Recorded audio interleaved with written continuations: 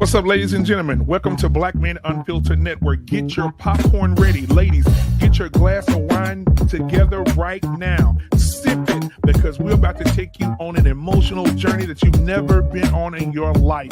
You're going to laugh, you're going to cry, you're going to be mad, you're going to be happy, you're going to agree, you're going to disagree, and that's what Black Man Unfiltered is about. We want all of you to have a voice, and this is the place where voices are heard. So thank you guys, because we're going to have the conversations that nobody else wants to have, and we're going to come to a medium, we're going to come to solutions, or we're going to agree to disagree, but you're in the right place to do it. Hit that subscribe button, hit that like button, and I want to introduce you guys to all the shows that's on the network coming up on this next slide. Peace!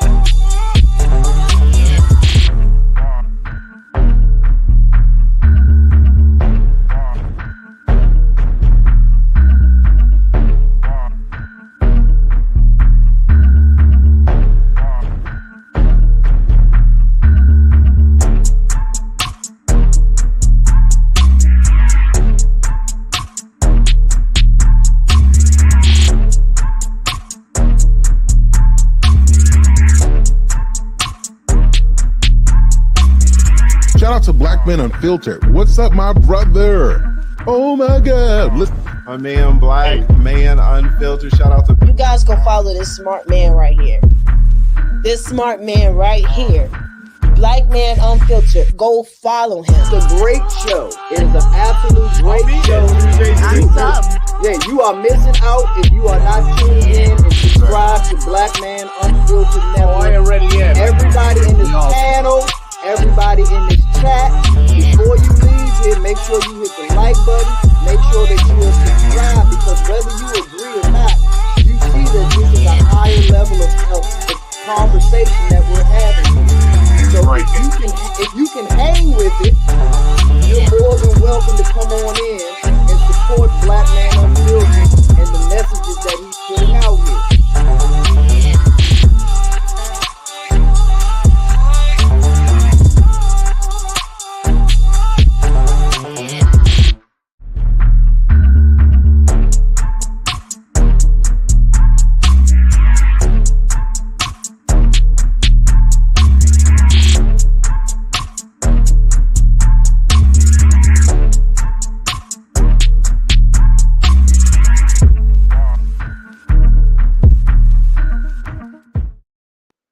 Ladies and gentlemen, good evening, good evening. It is Talk That Talk Tuesday.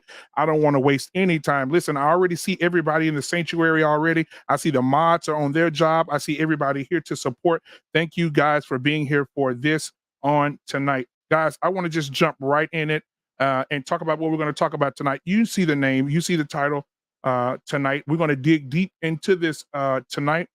We're going to be respectful in the chat because I know this could get it will go a little left, but I will say that the conversation needs to be had tonight. Dear Jezebel, a letter to Jada Pinkett and women like her. Now, some of you may say, well, why are we talking about celebrity stuff? Well, listen, this happens on a celebrity level. It also happens in the community as well with women that are not on a celebrity level. That's why I said Jada and women like her. Guys, tonight is going to be an interesting conversation, and I'm glad you're here. I want to see you guys in the comments. Guys, hit that like and subscribe button. I'm on my way to 1,000. I think I'm 23 away from 800. So hopefully we can go ahead and get that done tonight. And with you guys' help, I can get there. Now, before I bring up my guests, because these are some powerhouses around these YouTube streets. I mean, we don't even call them YouTube streets with the people that are in the back tonight. They got their own streets. And so we're going to bring them up. But before we do, I want to play a video that's going to enter us into this conversation. And when I come back, all our guests will be on the panel, and we'll introduce each one of them as we continue on. So let me go ahead and introduce this video to you guys. It's going to be deep. It's going to be conversation worthy, but y'all better get ready for this one. I put some work in this one. Here we go.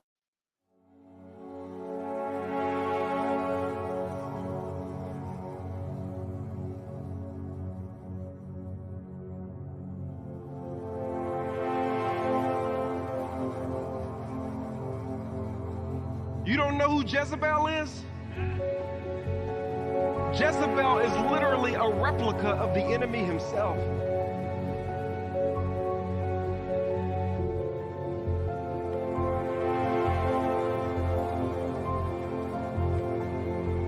Because Jezebel is a beast. She literally kills children and sacrifices children for cultural idols.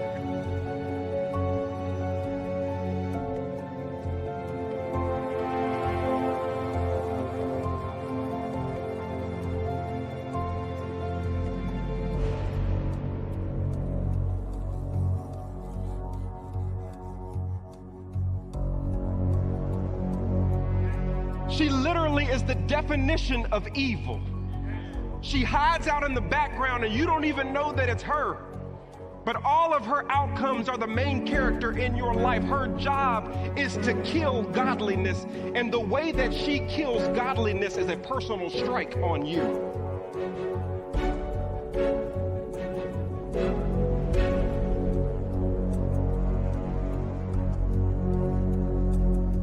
Different manner. I would during that time launched into an interaction with August. What do you feel like you were looking for? I just wanted to feel good. It had been so long since I felt good. And Husband, now I got to be with you at the press conference while you tell the world about your transgressions. Like, I love my baby. I'm gonna stand by my baby no matter what. no. Oh, wow. Wow. Will Smith just smacked the shit out of it.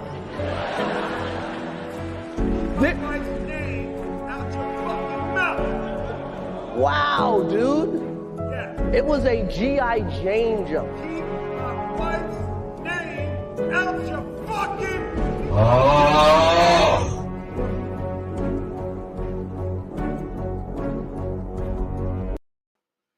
Ooh. Oh, we're about to have this conversation. Ladies and gentlemen, without further ado, I'm going to go ahead and bring up the guest here, starting with, from my left here, the most beautiful auntie this side of heaven, the mosaic with TJ Randolph is in the building tonight, guys. Let's go ahead and give her a warm hand clap in this building tonight. Auntie, how are you today, Suge? How are you? I'm good, and thank you for having me. Absolutely, absolutely. We also want to bring in, come on, the boss of security, the security boss, Unsolicited, is in the building tonight. Y'all know y'all got to give y'all hands up for the beautiful unsolicited security boss is here tonight. Yay. Yes, indeed. Yes, indeed. Listen, you read the Bible. The first book of the Bible is the book of Genesis. But tonight she's here and her name is the book of Genesis, the beginning. Let's give it up for the book of Genesis is in the building tonight. Let's give it up. Good to see you, Shug. Good to see you. Good to see you. Now, listen, last but not least with the ladies, guys, we got, a celebrity. You got to walk up to her to get an autograph. She got security. She got, you can't really go up and talk to her no more. But I'm so glad that her company allowed her presence on my platform tonight. So, guys, we got to give it up for I Am Courtney Michelle is in the building tonight. Good to see you guys. Now, ladies, it's good to see you. How are you guys tonight? Doing good. Good. I said the spirit of the Lord is here. Yes, he is. Yeah. I'm trying to tell you. And now I want to bring up some fellas. All right. At first I want to bring up this guy. He's a funny little guy. He's in his chair right now, turned around. So I think he's going to do a grand entrance when I bring him up. So I don't know who he's going to be right now, but let's give it up for Jedi. Mike is in the building tonight. How y'all doing? Good. How are you? All right. And the very controversial, the guy that will shake up everything, the guy that will come in and say something and leave out and leave everything in chaos. The one and the only. E, the man Williams, is in the building tonight. Give it up, E, man. All right. What's going on, my guy? What's going on? So listen, guys, I am so glad that you're here to have this conversation. Now let's start with let's actually start with the video first. How did you feel about it? We'll start with I Am Courtney first and we'll move. How did I feel about the video? That it was powerful, and it's something that I have seen and dug deep into, and I'm excited about tonight. When I tell you that hit, and even the children, what about the children? Yep. What about them? And the essence of Jezebel, you see the fruit. You see the fruit. Exactly. Mm-hmm. All right. So, TJ, what do you got on the video? Okay, I'm sorry I was distracted because see, my eyes go to I know that blue. I saw it. Divine Nine stuff. I'm like, what do I see? Do I see what I think I'm seeing and I'm seeing? Exactly. Go mob up in here. What? Yes, ma'am. So that's why you have been incognito. Yes, ma'am. That thing been pledging. Yeah. That's why you've been incognito. Okay, congratulations. Yes. My son-in-law is a Sigma, so congratulations, young man. Okay. Oh, yes. Thank you. Welcome to the Divine Nine, honey. Okay. Listen. Thank you. But back to business. It makes my heart sad, but I've been sad for these kids for years because certain things I just don't understand. And I'm not sure that I'll ever understand. But now with the things that have, been brewing over the past several years, again, as Malcolm X would say, the chickens have come home to roost. Mm. So it saddens me, but am I surprised by it? No. Yep. Security boss, your thoughts? The video was very well put together. I thought it was very dramatic. I'm like TJ, I'm very saddened for the kids, but I kind of think this goes more to the Scientology than the Jezebel. So I'm not so much in agreement. I do believe that the Jezebel spirit has come up and through the marriage at different times, but I'm not going to give her or that particular. I'm not going to blame it all on that. I'm gonna leave it right there. And I'm just a little different with that particular. I think it goes to the Scientology and the actual belief system that they succumb to. Absolutely. The book of Genesis. What are your thoughts? I'm probably going to be the wild card tonight. I really don't have an opinion about the situation because I don't know them. Right. I don't know what's happening in their household. There could be other things going on that the public isn't privy to. So I'm kind of hesitant to form an opinion when I don't know. Okay. All right. Now, but before we get to the guys, so if I can do get some insight on what the wonderful Book of Genesis just said. Now, when you have, we're going to talk about it later, but when we have a woman that puts as much stuff as she's put out, what more do you think they have hidden? If she's put out this much, my husband's whack in bed, right? That's one of them. My husband, I slept with my son's best friend. I just want to feel good. I want to sit in your face and tell you about it. Now. And even today, before this even happened, today a lot of people were in the comments. We were over at Security Boss's channel. Please go subscribe to Security Boss. And we have people in the comments saying, "Did you see what just happened in the news?" Jada just said, "I don't need Will's protection. I'm my own woman." So what he did was on him. They had nothing to do with me. Right? So basically, what he just did was for null and void. Like, dude, why? But anyway, we'll talk about that later. E-Man, we'll get you in here. What do you think? Well, thank you, Reverend, for having me on your platform tonight. So I was in prayer about this because I really wanted to be able to bring this. And it's crazy that something like this have to happen for believers to talk about Jezebel. We should be spreading this word anyways.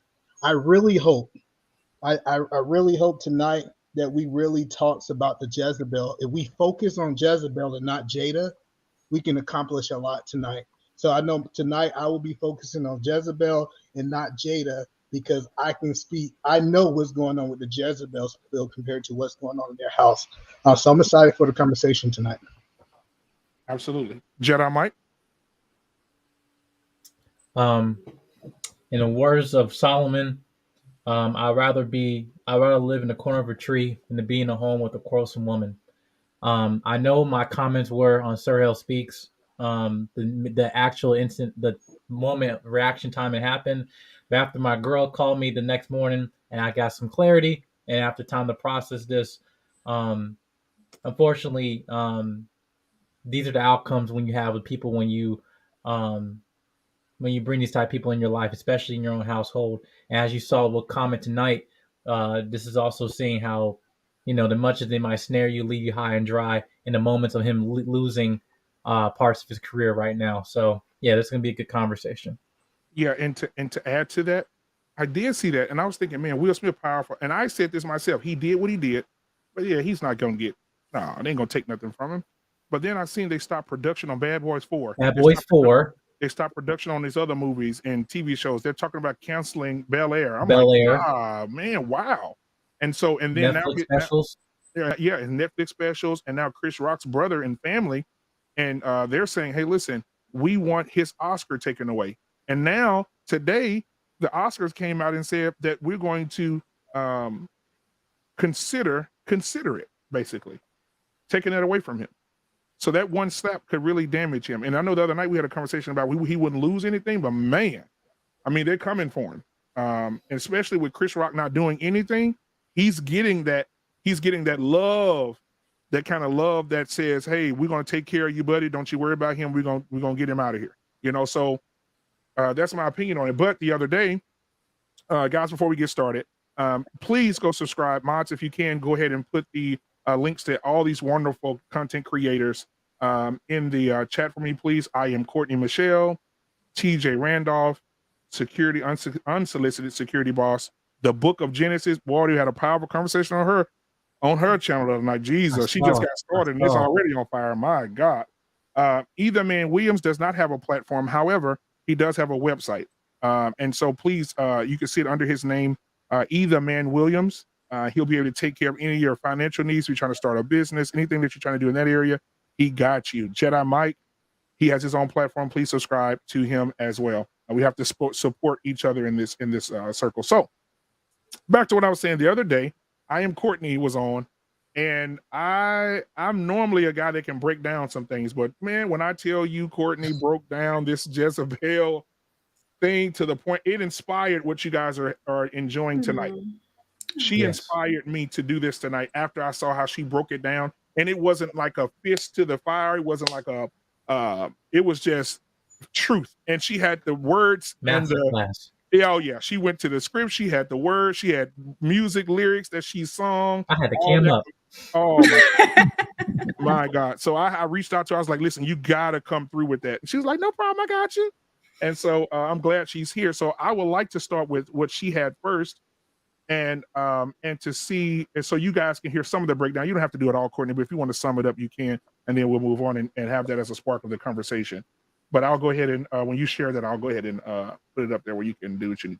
Okay, I'll show some of the things that I was able to research. And I want to say this: it doesn't take you knowing a person to discern a spirit. If you in the word tells you what the spirit is gonna do, and it also tells you how that spirit ends up. And what we're seeing is a downfall of a Jezebel spirit, and it ain't gonna end well. But I wanted to know a little bit more about Jada. We get the surface level, but I always, and I said this in my show, the devil was an angel of song, of music.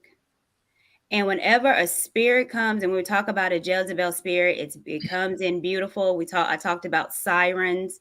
And if you're unfamiliar with sirens, how it was in Homer's The Odyssey, and they were beautiful creatures. They were first with birds, and then they turned into like mermaid creatures. But they sung a song to attract men with their beauty and ended up killing them.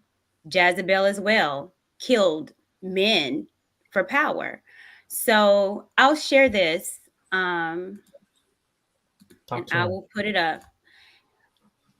Let's see. Hold on for me. Class is in session. Oh, Lord. All right.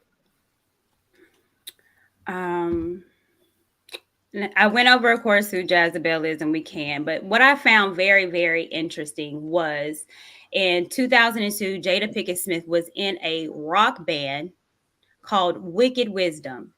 Already, Wicked Wisdom, already telling you a little bit about what they're going to be singing about Wicked.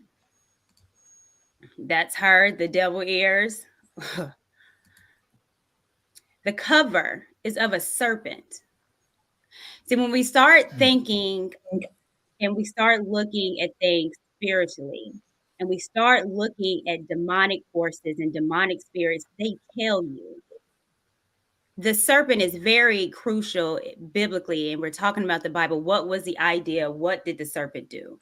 Well, the idea of it represented death, destruction, evil, poison. Of course, this is based, a lot of what we talk about is based in Christian tradition, but it also represented temptation, devil, and deceit. Why in the world would Wicked Wisdom have a serpent as their cover album?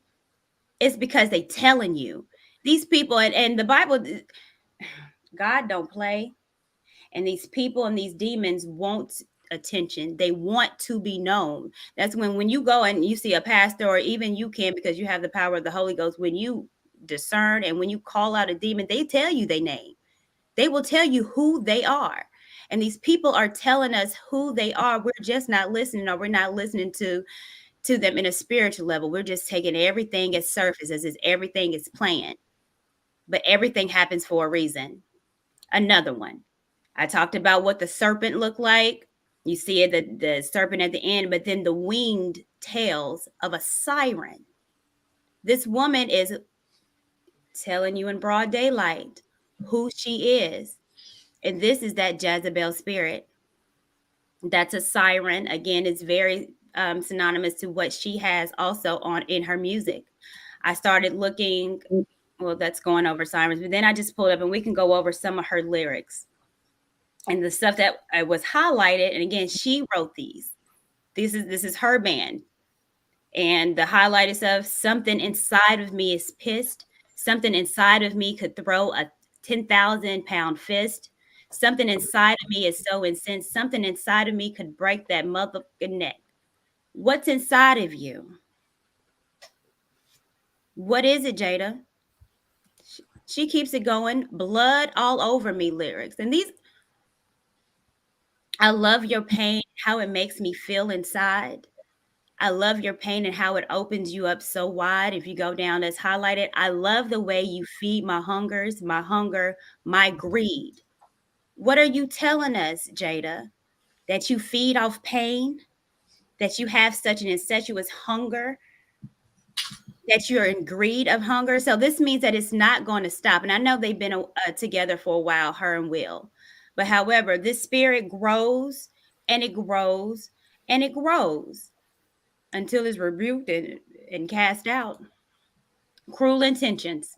Will they ever understand the creatures in my head screaming at the back of my mind? I hear them all the time. What are you hearing, Jada?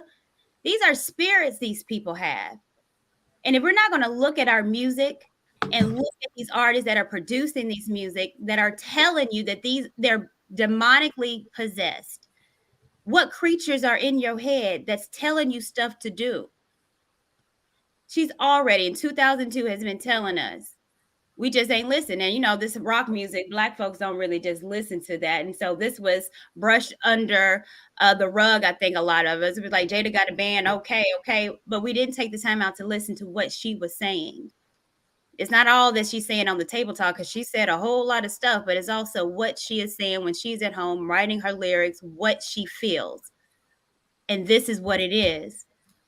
I think this was the most powerful song that I listened to that tells you, and it's worship me. Who wants to be worshiped? Who got cast down from heaven because they wanted to be worshiped like God?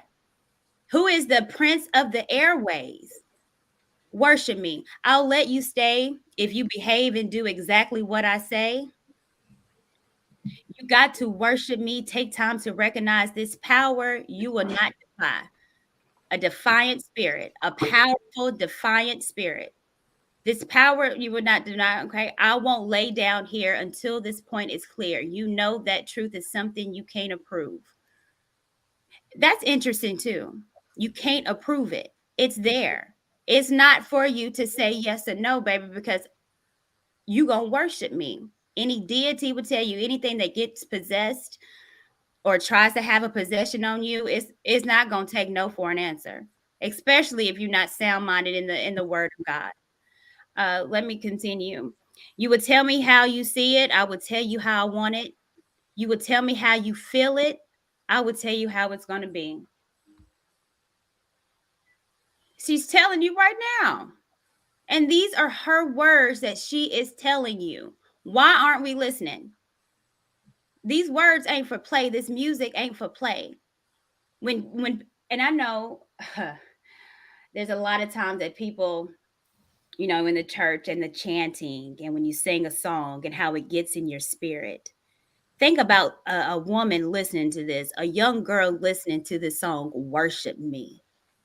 As if she or if any human being is worthy of being worshiped. The only thing I'm worshiping is my God, and it's definitely not Jada. And I think that these lyrics speak to a bigger entity that wants to be worshiped. And if you have anyone or you know anyone that has a God complex or think of themselves as a God, they want to be worshiped. And this is how, again, that hunger, that greed that she needs is all about her being worshiped. And I do believe this is a spirit of Jezebel. And if you know the story of Jezebel, and I don't know if you want to talk about that, I won't take that time out. I'll go out. I can show some more, maybe a little later. Yeah, whatever you want to do next. If you want to go to the next one, that's fine. If you want to just go discuss this one and then pull it up, that's fine too. Whichever one you want to do. Well, I'll tell you, we can, I mean, if y'all want to discuss these lyrics, this is the last song that I had that I talked about. And I'll quit sharing for a second. Okay. I'll remove it. All right. But yeah, so again, the music, and even from then until now, people understand the power of music and how it's gotten so demonic. And this is demonic. It's wicked wisdom, a serpent. There's no explaining that. It is what it is. So, okay. So I guess we'll start at the bottom and go up. So, because I mean, I know how important it is, because even E-Man reached out to me and said, hey, listen, man, I'm getting prepared for this. This is something I have to prepare myself for spiritually and mentally. So, E-Man, we'll start with you. What are your thoughts on what Courtney just said? I kind of like what she said. So since I want to go to the Bible, when we talk about John 10:10 says that the thief comes to steal, kill, and destroy, right? So we understand that he have an agenda. I believe that throughout everything we see with Jada is not the Jezebel spirit, but I do think the devil is present. If we look at Ephesians 6:12, it says that we wrestle not against flesh and blood, but principalities. And it talks about these demons that rule over everything. So when we talk about Jezebel, remember the reason prostitution runs with Jezebel, because Jezebel typically have a handler. I don't want to go into deep details about it, but it's a handler controlling the Jezebel spirit. And I don't, like I said, go too deep, but it is more to it. Jezebel is showing her face. Jezebel have one job in the world, and it is to be able to steer unbelievers away from Christ. And if you look at it, when you start studying August was a Christian before he met Jada, and that was kind of pulled him away from Christ to with that Jezebel spirit. So I do believe that you're 100% on point, Courtney, that the Jezebel spirit is there, but it's the devil is really what's behind those lyrics, not the Jezebel spirit, in my opinion. All right. Go ahead, Courtney, if you want to respond. Go ahead. So, a lot of people will say Jezebel was a whore and a slut. That was not in the Bible. I think that's turned into something, but she was not a slut. There was nothing in the Bible that specifically says she was a slut. Y'all gonna have me. Lord, can we bring it back up? Yeah, there you go. All right. So she was the wife of Ahab, who ruled the kingdom of Israel by interfering with exclusive worship of the Hebrew God. What did she do to interfere worship of God? Will Smith was a Christian, went to church with his grandmother until he met Jada. That man said in his book, in his autobiography, that he wanted marriage and he wanted a family. And he said until he got with Jada, and Jada never saw anything conventional about marriage, all she saw was something unconventional. And he said it took time for him to get on her game plan of what marriage became. And once he agreed to do what Jada wanted, then that's when the marriage changed to partnership. Will Smith did not want that. So again, interfering with the worship of God. She's interfering, attacking, of course, a man that claimed to be Christian. Now, I'm not going to take any onus from Will Smith, because a man, he needs to stand on his square and not be weak. And he was weak for Jada, and it was a very easy entry for Jada to get into. Again, go ahead. So only part that I said when I said prostitute, we've seen the Jezebel spirit shows its face again. When you start studying Delilah, right? Delilah showed us that Jezebel spirit was present inside of her when she manipulated Samson. So that's where I got that from, just for purpose. Well, and that's a whole nother woman in the book. And there's a plethora of women that we could definitely talk about, but this is a particular one. If you look at, okay. Yeah, I got time to cook. Yeah, you got time. I got time to cook. So I want to get to, I'm gonna go up. So Book of Genesis. So what are your thoughts on what Courtney just shared with us? I'm still at the same place I was before. So I have a question. Well, I'm sorry. No, okay, I'm getting to you. So, security boss, go ahead. No, I just have a question. When we say we're speaking of Jezebel, are we not talking about the spirit of Jezebel? Yes. That moves freely amongst a lot of women, right? Okay. Now it also says in the Bible, certain reads that it's very enticing, very manipulating, and she does it with her beauty. So that may be why E-Man is saying, maybe referring to a 304. Right? Is that where you kind of get that from? Yeah, I'm saying that Jezebel didn't stay still. She moved from place to place. She didn't stay still. That is correct. Okay, and so when interfering with, go ahead, Courtney. Were you going to say something? No, go ahead, security. But I'm sorry. I'm just trying to figure it out because I'm somewhat like E-Man a little bit now. Well, let me say this: I'm like both of you all because I do believe Jada has had and may still have the spirit of Jezebel dwelling in her home and amongst her. But I still think this kind of goes back to, and I don't know. I'm like Genesis 2. I don't know about them. I don't know these people. But when it comes to Courtney, like you said, to regular life, there have been many women that have been married over a time. And sometimes what happens is the word of God tells us you're married to the person that, marriage used to be who you sleep with. And I just happen to think a lot of this came from Tupac. I hate to say it. I believe that there was some soul ties there.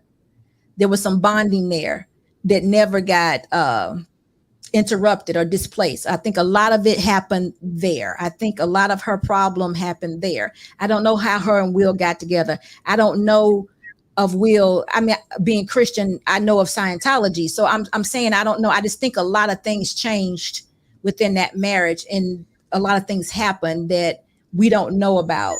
And I don't think it's solely the Jezebel spirit. There could have been that, and it could have been her trying to actually win her husband or trying to be married to Will, because that's something that women actually possess. I think a lot of times women, that spirit shows up, especially in manipulation. And I don't know if we can say that everything that's happened in their marriage is contributed to Jada being that way, because remember, it's almost like we're saying Will is a fool or he has no power. And I happen to think Will is a very powerful man. He is a fool. He is a fool. And he has power in the world, but he doesn't have power in the home. Okay, but see, let me say this.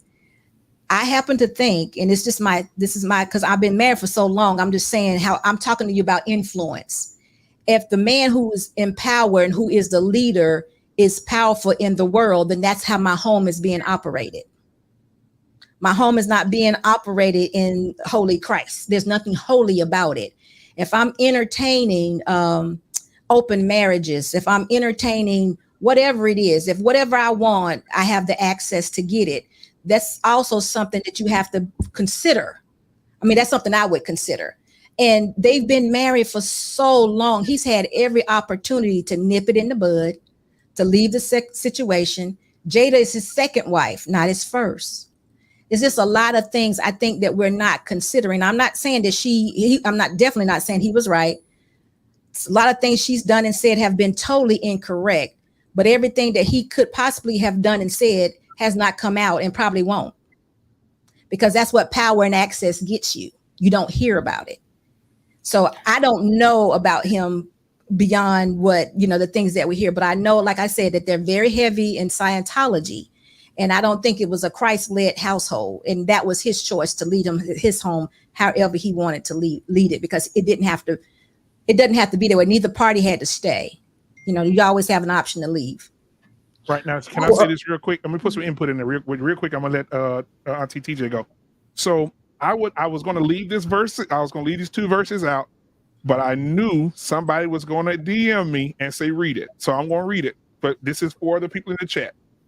Isaiah 3:16 says, the Lord says, women who are haughty, walking along, outstretched necks, flirting with their eyes, strutting along, swaying their hips, with ornaments jingling on their ankles, and being seductive.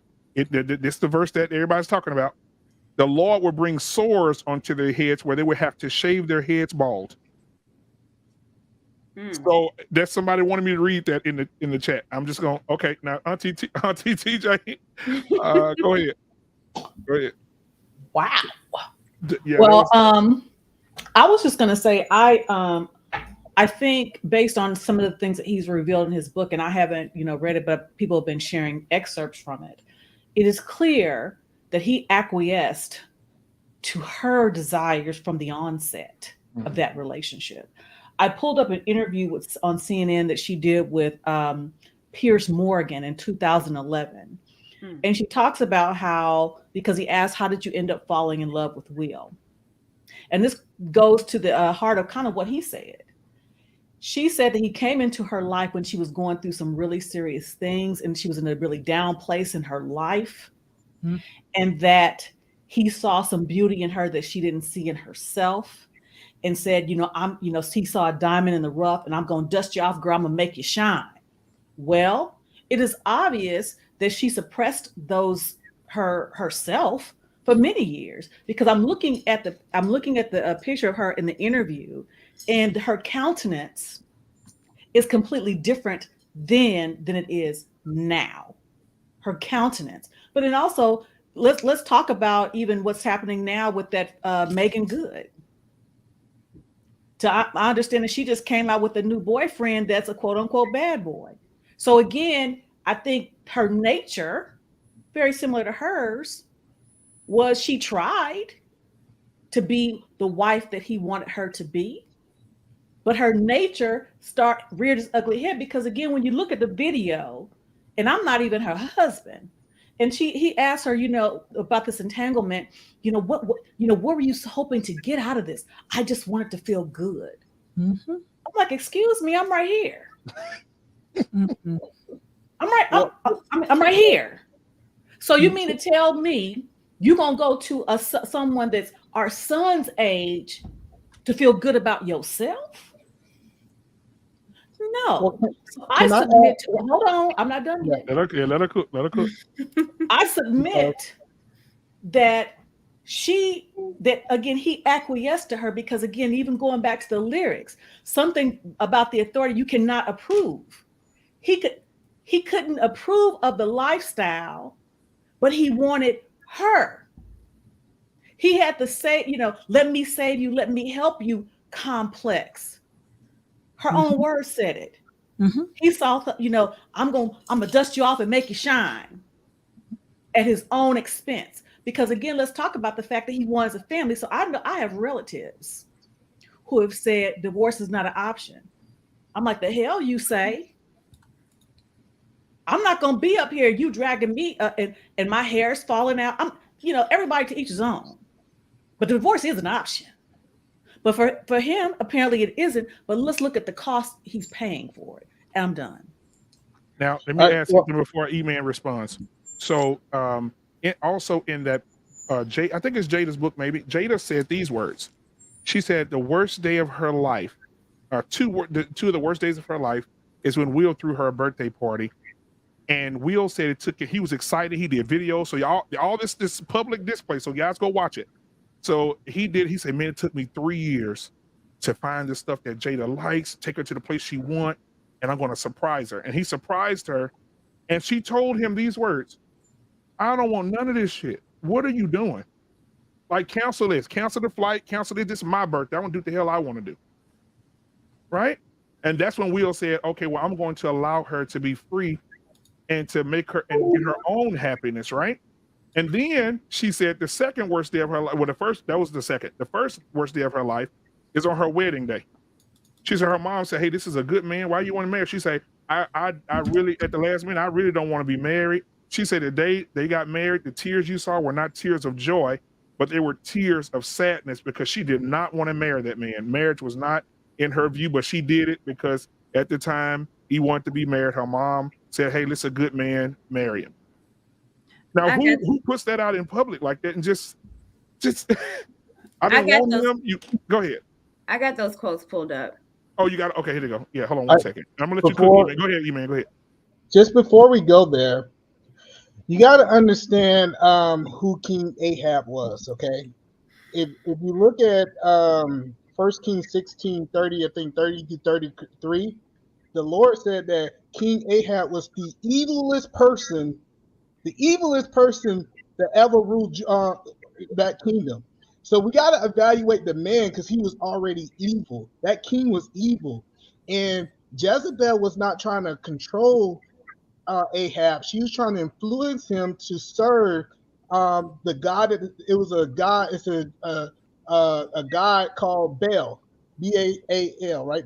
Baal. Baal, yeah. And that god is, they say, the god of thunder and chaos. So I believe that she was just a gateway to Baal, and Baal is what we're seeing manifest in that relationship, which is a Greek god. Okay, so I'm gonna pull up. Let that ponder. I'm gonna pull up these comments that from the excerpt from her book. So hold on, just a second. Here we go. There we go.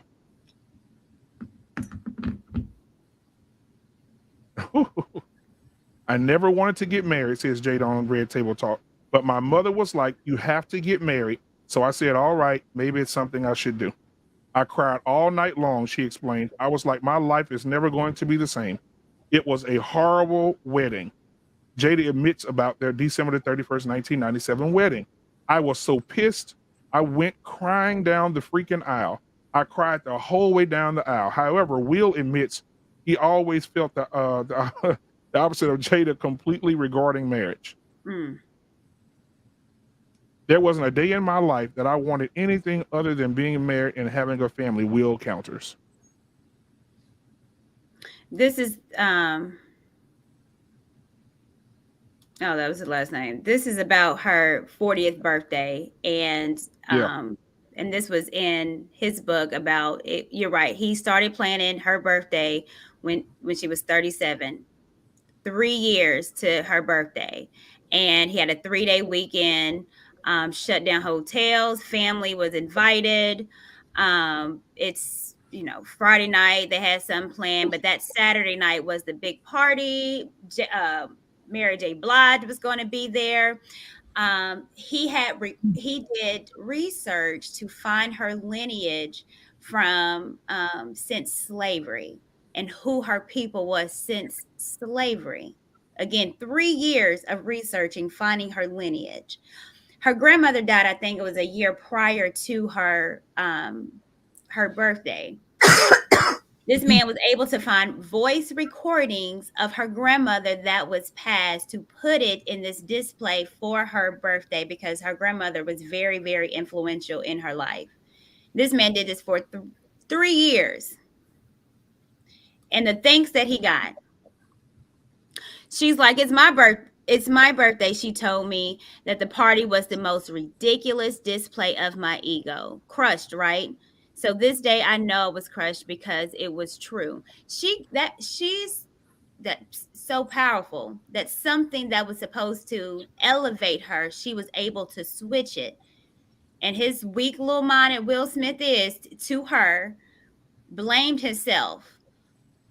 And then this is to go to TJ at the end, towards the end, you said, this is what she said. This next 40, so that was when she turned 40, but now is when the change switched. And this is when she's just coming out all in the woodwork. I got to do it my way. Remember that song, Worship Me. You tell me how you feel. I'm going to tell you what it is. I got to do it my way, she said. This next half has to be directed by my picture for myself. Everything from that moment on was about her. It had nothing to do with Will. What we're seeing right now has nothing to do with Will. She's, again, the quotes that she said today about she was shocked and all that with this slap, disassociating herself from her husband. That last quote, there was so much that wasn't me that I was living. So much inauthenticity. She wasn't who she was at the beginning. And she is again telling us that these next 40 years, what we're seeing is her. Now we're going to believe a thing. If we're going to believe what these folks are telling us, and this wasn't anything that she's trying to hide. she's telling us that 40 years, no, baby, this is Jada, because that wasn't me. And also, if I may, in these different spaces, we talk about how women have been emotionally abused. We've talked about it in various spaces. This is a classic example of this man has been beaten down. He's been emotionally abused. The Jedi mind trick, no, shout out Jedi Mike, but the Jedi mind trick that she pulled on him, said, this is about you. Oh, it is about me. I'm sorry. That's that Jedi mind trick right there. And he fell for it. So it's like he has been whittled down year after year after year. It happens to men too. It does. Because again, no, we don't know what's going on the inside of their house. We don't. But we sure know a hell of a lot of what they put out. A whole hell of a lot. And as a man, I'm not one, but what I'm going to do, even if I didn't agree with what my husband did, guess what? I'm telling the press, I'm telling the press I did. Because he mine. Yeah. I think something too, when we talk about Jezebel and in the Bible, he was King Ahab, but she was queen. She did not take a back seat to King Ahab. She ruled with him. It was a partnership. What Will Smith has with Jada. She's not a helpmate, which a wife is supposed to be. She wants the head just like her husband. This is Bible. Jezebel was not wife. She ruled along with her husband. And then when he died, she took complete control. As a matter of fact, there was a man, I don't know if y'all know how she died, but what'd you say? So basically they both died around the same time, because when he died, she was eaten by dogs. Go ahead. So basically what happened in this, go ahead. I'm sorry, I keep cutting you off. Go ahead, and I'll go after you. So basically what happened is King Ahab wanted a certain person land, and the guy refused to sell it to him. And he told his wife Jezebel about it, and she said, "Don't worry about it. I will get your land. I will get that land." So she went down to the townsmen, and she told all the townsmen that he had cursed the king. He also cursed God. And so what the townsmen did is they stoned this man to death. And when they stoned him to death, God actually went to King Ahab. He still held the man accountable. God went to King Ahab and said, "You done killed this man, and you gonna steal from him too?" He said, "I'm going to kill you." And he also said all the women, not just her, they got eaten by the town's dogs.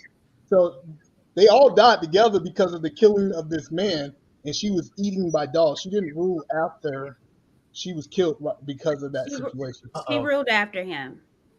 They didn't die at the same time. He died, but she ruled. Yeah. After he took over. After he died, she ruled. Yeah, that's correct. She ruled. And she tried to have Baal worship. She sure did. Didn't work. Well, it may work for some. So there's a story that it can get kind of conflicting. Some might say this or that. But there was a young suitor, I can't think of his name, that came to visit her while she ruled. And Jezebel, like the old jazzy spirit, used or tried to have maybe seduction, but she got all dressed up. The Bible said that she adorned herself with makeup and was beautiful for this man to come in. And she looked over the balcony at him and looked, and that man pretty much called the eunuchs in there to overthrow her and throw her over the balcony for those dogs to kill. But I think it's interesting because she got all dolled up. Now, some say that she knew that she was going to die, and that's why she wanted to be dolled up to die and look beautiful. But then there's some that said that she got all dolled up for that man because she wanted to be his mistress. And she did not know that he was coming to kill her. And for me, I'm going to take with that Jezebel spirit, and even thinking about August Alsina and Jada and how she had this young suitor come to that house and get all beautiful for him. And he, to her demise, and she got ate by dogs. I didn't read where it was like all of them. No, they threw her over the balcony. She was eaten by dogs because they didn't want anything left of that Jezebel spirit. But unfortunately, you can't kill a spirit.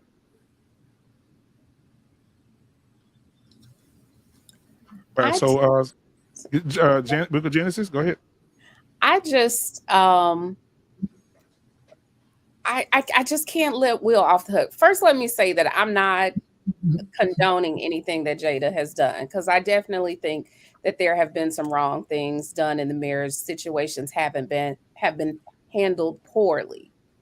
But it's not like they have small children. Their children are adults. That man is still there. And nobody's talking about it, but Will has had indiscretions of his own. I just don't think that she's completely in control of him. He's staying silent. She's speaking, and that's why we're getting her story and her opinions. He's sitting silently while she's taking the heat for whatever is happening in the marriage. But he's clearly a willing participant at this point. And to the birthday party thing, I think a portion was left out in the full interview that they did, where she talked about, or they talked about, the birthday party, and he agreed that he was in his ego. She said the reason why she didn't want the party was because she was grieving her grandmother and she wanted to have a private moment. She didn't want to share that moment with the public. And to that point, I could understand that. She didn't want to be grieving her grandmother at a party, which is supposed to be a happy time. So maybe that should have been separated from the birthday. Now, and also, we're going Bible, and we're reciting scriptures. We also have to take a look at Matthew 7:2. The judgment that we judge will be judged by that same thing. Okay, I'll take that. And the Bible also talked about judging, but judge righteously. See, we seem to forget about that. People seem to forget that says judge not thee, but yeah, God never said we wasn't supposed to judge. He said judge righteously. And yeah, he did say judge, but also just know how you judging is the exact same way as you've been judging. So therefore, I think it's very important that we do have these conversations. We do see a spirit. We call a spirit what it is. So therefore, if you see this in your house, or you see judge fully without the full picture, we're forming opinions. It's called discernment, because it's called discernment. If you don't see the fruit of those children, if you don't see Willow, now she doesn't know if her sexuality, she's playing with women and men. There was a while ago when she was a young girl, I think at 11 or 12 years old, and they was taking photography pictures, and there was a grown man in the bed with her half naked at 11. You mean to tell me you can't tell a couple or by their fruit, by their children? Again, I'm not saying that I agree with everything, but we don't have a full picture. We don't know what's happening there. I feel like you don't need 100% of. I don't think you need 100% of anything to understand the thing, right? And I think, because if you look at her laying in the bed with that guy, I mean, come on, my 11-year-old daughter. Listen to me now. I agree. I agree that an 11-year-old should laying not in the bed with a 30-year-old man. Any minor should not be laying in a bed with an adult. I agree. There's but her no mom argument was not in the uproar. Did you look at what There's her mama no said? argument there. But Yeah, she said they're friends. her dad knows that she was participating as well. Okay, so let me ask you a question. It's not just her mom. So I'm gonna ask a question to the panel real quick. Have you guys ever seen a woman with a Jezebel spirit over a man? Have anybody on the panel ever seen a woman in full spiritual control, physical control of a man? Period. No, I think if we go from Genesis to Revelation, we never see a demon going against a demon. They always on the same path. See, the devil kingdom is not divided.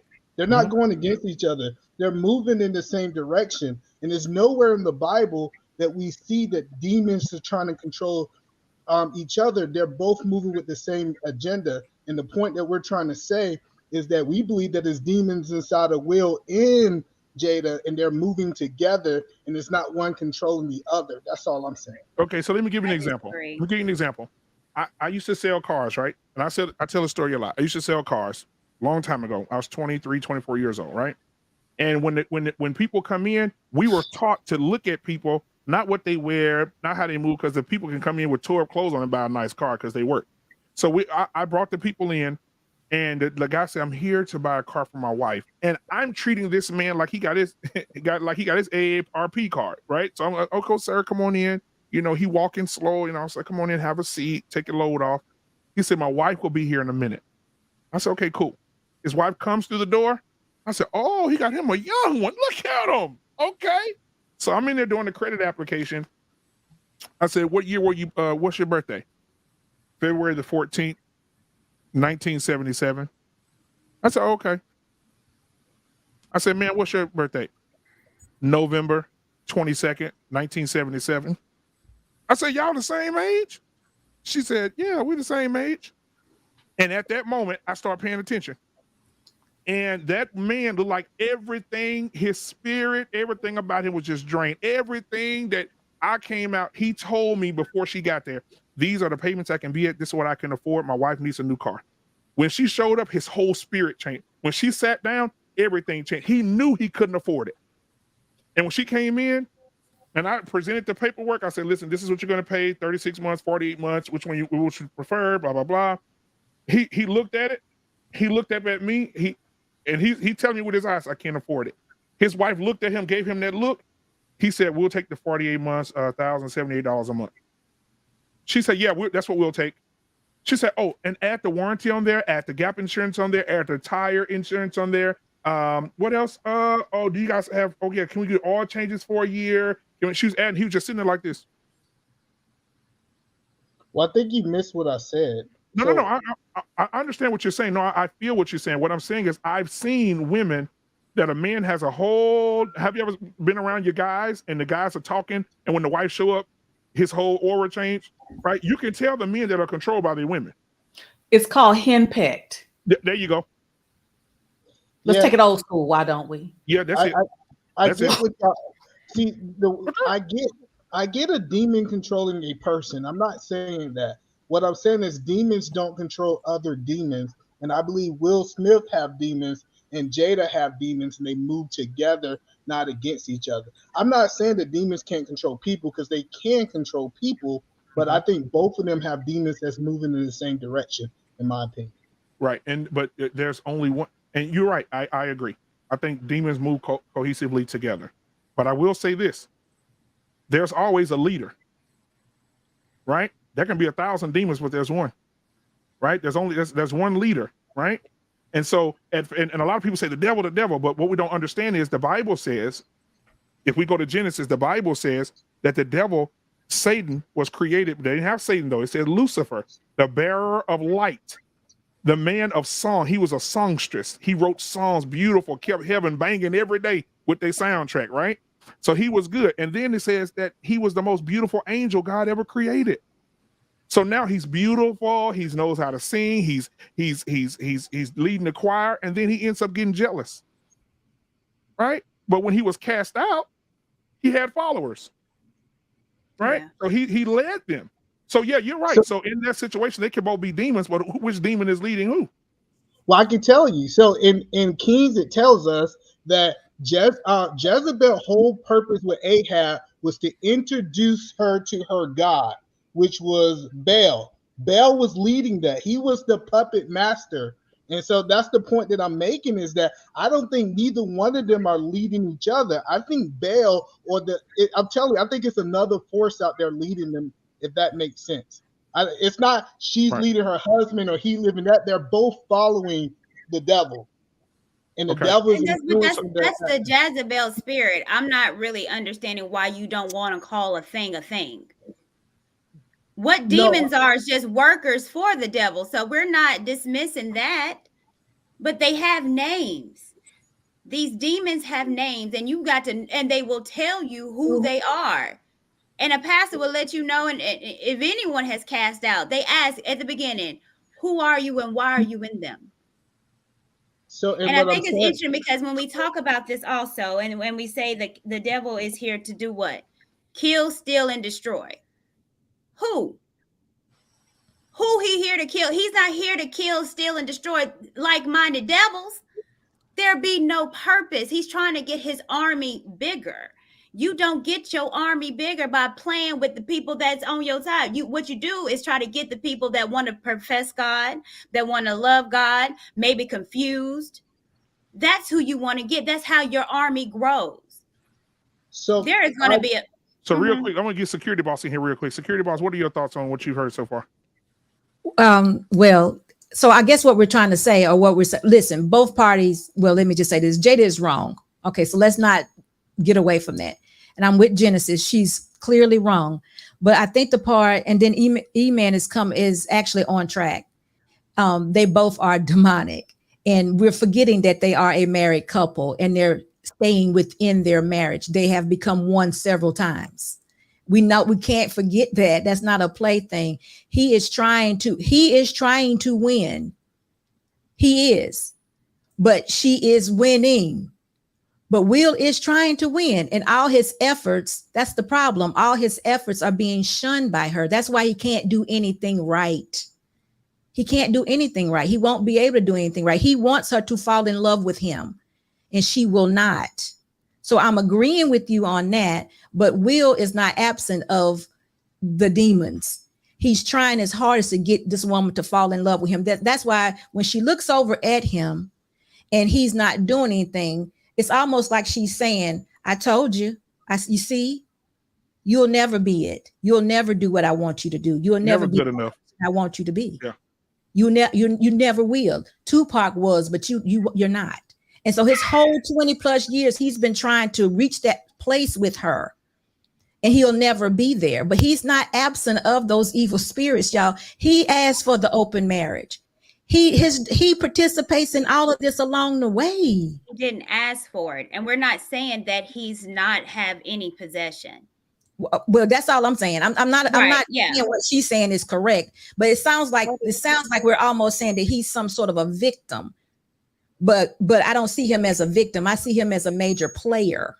Because if your wife, this is the part I don't quite get. Like, she's sitting in front of him, and I'm a married woman, and I'm just coming, and it ain't got to be Will and Jada. I'm just taking it down to an average level. If I'm telling my husband, I'm looking at him and I'm saying, and he's saying, well, why did you want to have an affair with this person? I need y'all to hear me when I say, I just wanted to feel good. Do we not hear what she's saying? It has nothing to do with that young boy. It was manipulated. It was like predatory. It has nothing to do with that young boy. I just wanted to feel good. That tells you whatever Will was doing, or whatever connection that was needed to be had between them in marriage, it wasn't there. It's almost like she was crying out, because she sit there and told him. It wasn't like she was keeping a secret. She said, I just wanted to feel good. I just wanted to be me. I'm not the person I was when I came into this marriage. So eventually she's been evolving, and she didn't evolve into control. That's not what it was. It may have the appearance of wrecking, and the whole thing is chaotic, but it didn't. Has not evolved to be in control. This woman was crying out. She told this man, her husband, how many women can sit across a table and tell him, I just wanted to feel good? That says I was feeling bad. I'm missing something. I'm yearning for something. And that's not Jezebel. Jezebel don't yearn for it. Jezebel don't yearn for it. She knows her power. She's not yearning for anything. That when she tells her husband, I just wanted to feel good. Jezebel has power. She goes out and get it. Now, I'm not saying her actions have not been there, somewhat controlled by that spirit. here and there and everywhere. I'm not saying that. But at that particular moment, I actually heard this woman, as a married woman of however many years. Her and her husband were not in what I would call a marriage or a successful marriage. She needed something from him that Will has not been given her. And that's sometimes what you get for powerful men with lots of money, men with lots of access. There's no connection with them because everything they do is represented with money and power. There's no spiritual connection there. And they didn't have it. He couldn't meet her there. So that's why she always goes back to this connection that her and Tupac had. She got her daughter writing letters. Tupac. Tupac. That's amazing. We don't get no lower than that. Whatever experience she had with Tupac, whatever soul tie she had with Tupac was so great. She told her daughter about it. Her daughter, who has never even met Tupac, is writing letters to this man saying, if you could possibly come back, my mom would be happy again.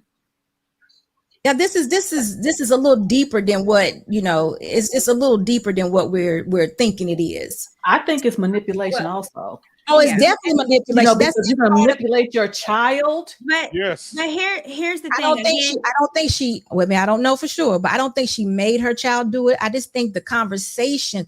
See, listen, I don't think her The mind. child should have never known anything about that. Right. Exactly. There's about boundaries. Like you're like, how you exactly. Your child? I agree with that. She talked and said a lot of things, but that also says that somebody's not listening. That seems she says all things because this is attention. She's getting attention. She puts a red light on it, a red table. Then she says all these crazy things. She could have very well said all these things to Will behind closed doors. Why do you think she didn't?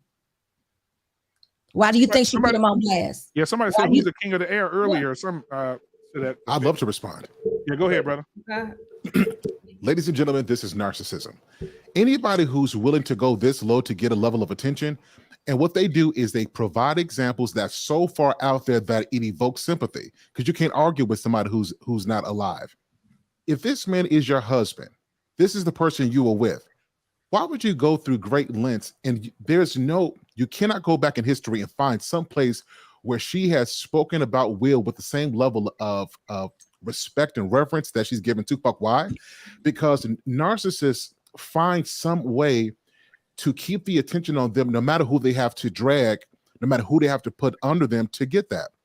And to me, what I'm seeing is Will loves her so much, and he's so enveloped in the pursuit of her and this ideal that he can probably attain the love that she has for somebody who doesn't exist. And the assumption is made that if Tupac were here, that he would want her. The assumption is that if he were here, the relationship would be better. And I think that with this train of thought, it perpetuates this illusion that, Will Smith is not what Tupac is. When the truth is, Tupac and Will Smith are one of the same. They just present themselves in a different way. They both are cultured, both are smart, both are loving, genuine. Tupac was not this thug image, right? But what this has done is because now she can pull on a very tragic experience, she's garnered the attention she needs, because that's what people who deal with narcissistic tendencies tend to do. But Tupac was known for fighting when people offended him. That was kind of his character. If you really go back and study Tupac, Snoop Dogg tells the story when he was in ballet. Yeah, Tupac was in ballet, bro. He was in ballet. I don't want to hear nothing about nobody fighting in ballet. Didn't he go to Juilliard? I think he went to Juilliard. Did he go to Juilliard? No, he went to Baltimore Performing Arts School. Yep.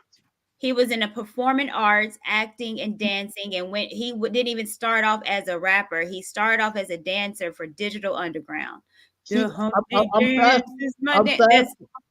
I'm fast forwarding the story. So what happened to Tupac is Tupac went to jail and came out a different person. He was not that same person. And when he got with Death Row, we look at his death.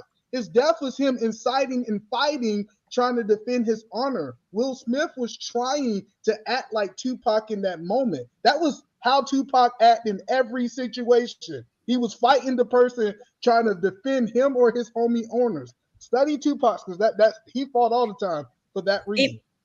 I was living in Tupac era. I was there. I remember him spitting at cameras, walking out. Everyone knows Tupac was an emotional, sensitive person. He wrote a book of poetry. Now, his sensitivity got him in his not logical thinking, got him into fights, yes. But was he a true thug? No. He had thug life tatted on his abdomen, but it was something that he was trying to create. It was like the THUG, it stand for something. So it wasn't thug life, I'm a thug, I want to shoot and gangbang. It stood for something. It was going to be a clothing line. The hate you give. Well, no, I'm not saying that Tupac was a thug. What I'm saying is Tupac acted emotional when he felt that he was offended or people around him was offended. So like, and what I really challenge people to do is if you go back, I love what Snoop Dogg said because Snoop Dogg was there with him. He was part of Death Row. And he tells us how Nas rolled up on Tupac and Tupac got in Nas' face and tried to fight him. You know what I'm saying? It talks about like at sound check how Tupac slapped the crap out of some dude or punched. I'm telling this is how Tupac acted. I know that we try to praise him as one of the best rappers, but this was exactly how he acted in those situations. And I will say this about Nas. When you brought up Nas, it's a great, and then we'll move on. When you brought up about Nas, Snoop Dogg told a story about Nas being in the same place as Tupac, and Tupac rolled up to him and he was like, "Hey, how you doing, Tupac, man?" He was like, Tupac was like, "Man, I'm Tupac, blah, blah, blah." And Snoop Dogg said Tupac is focused on Nas, but he's not focused on the circle of men around him with their guns ready to take him out completely right then and there. It was ready to delete him completely. And Snoop was like, Pac. And he was just still up there and say Nas was like, and when Nas walked off, Nas was more of a man. He was more of the Chris Rock in the situation. Yes. Nas walked away. Nas walked away from the situation and he was like, "You see how I handled him?" And Snoop said, "No, bro, he let you live tonight." You see what I'm saying? So I just want to say, go ahead. I'm sorry, man. I just wanted to say this. I'm not saying in any way that Jada has been anyway, but right. I do agree that she has that spirit on her and some of the things that she's done. But they've been married 25 years or so, and we have heard a lot of things that have gone on in their marriage, but not 25 years worth. So in between, there has been a lot of dead silence that we don't know about, where a lot of things could and did take place. And I just don't think that we know the whole story. So I'm kind of like Genesis on that. But if I'm just taking it to average people in their average relationships, a lot of times it is, I don't know about the narcissist part, but it is very much a lot of manipulation. This woman needs and wants something and desires something from this man that he can't give her. And he's constantly trying to give it to her. And he can't because he just can't. So even with the smack of the face and all of that, that was again him. In her mind, that's him trying to give her something that she's looking for. And in his mind, again, it didn't work. So I don't know what's going to happen. They probably won't make it past this because now it's like out there crystal clear. It was a very dumb move on his part. And I don't know her coming out today saying she didn't need his protection. Again, it's a breaking down thing. He's not the person that she needed him to be, and he can't be that person. And I just don't think we see the whole picture. Right. And before we move forward, I thank everybody that's in the chat right now, guys. I did put something in the chat for you guys, and it's going up. That poll is moving up in the yeses. But thank you guys for being here. If you're just getting in right now, please hit the like and subscribe button as we continue to have the conversation. I am headed to 1,000, guys. When I first came in, I was 23 away from 800. So we really need to get there. Hit that like button for the algorithm. And also, everybody that's on this panel tonight, listen, when I tell you this is $1 billion panel tonight, we got Sir Hell Speaks in the building tonight. We got the Book of Genesis in here tonight. We got Unsolicited Security Boss. When can you find all this? And this is like all the best preachers in the world in one church. Preachers in one church. Preachers and preachettes. But we all in one church. We got TJ in the building, and I am Courtney here. Thank you guys so much for being here. E-Man has his own website, guys. So go to what's skipping me right now. Come on, give it to me. Either Man Williams. Either Man Williams. There we go. .com, guys. So he can help you with your financial situation. So again, guys, back to the conversation. Sir Hell Speaks, you missed a little bit. But I did want to go back and ask you, Do you think that it's a Jezebel spirit that we're dealing with Jada, or do you think it's something else?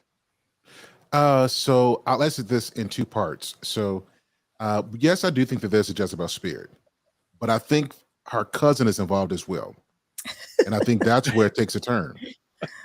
So the Jezebel spirit, what we see in terms of that control, that manipulation is there, but her cousin is involved in this relationship, and her cousin is, I don't give a damn. And when you're dealing with somebody who doesn't give a damn about how you feel and what they do to you, and you keep on trying to make them care, it can spin you out of control. And I think that's what we're seeing in this as well. So Jezebel is here, but she done called her cousin over here to be a part of this as well. And I think that's what we're seeing. Wow. Yeah. Go ahead. Can I say something else? Can I say one more thing before I forget it? Yeah, absolutely. Absolutely. So what Sir Hale just said, let me say this, and y'all say this about us all the time, women, and I know I've been a victim of this myself. Earlier on in my marriage, I could not tell my husband what I needed or what I was missing. I could give him ideas of what he could do physically, but I couldn't tell him mentally or spiritually what I needed. Like, for Will to go up and hit this man, he really thought he was doing what Jada wanted him to do.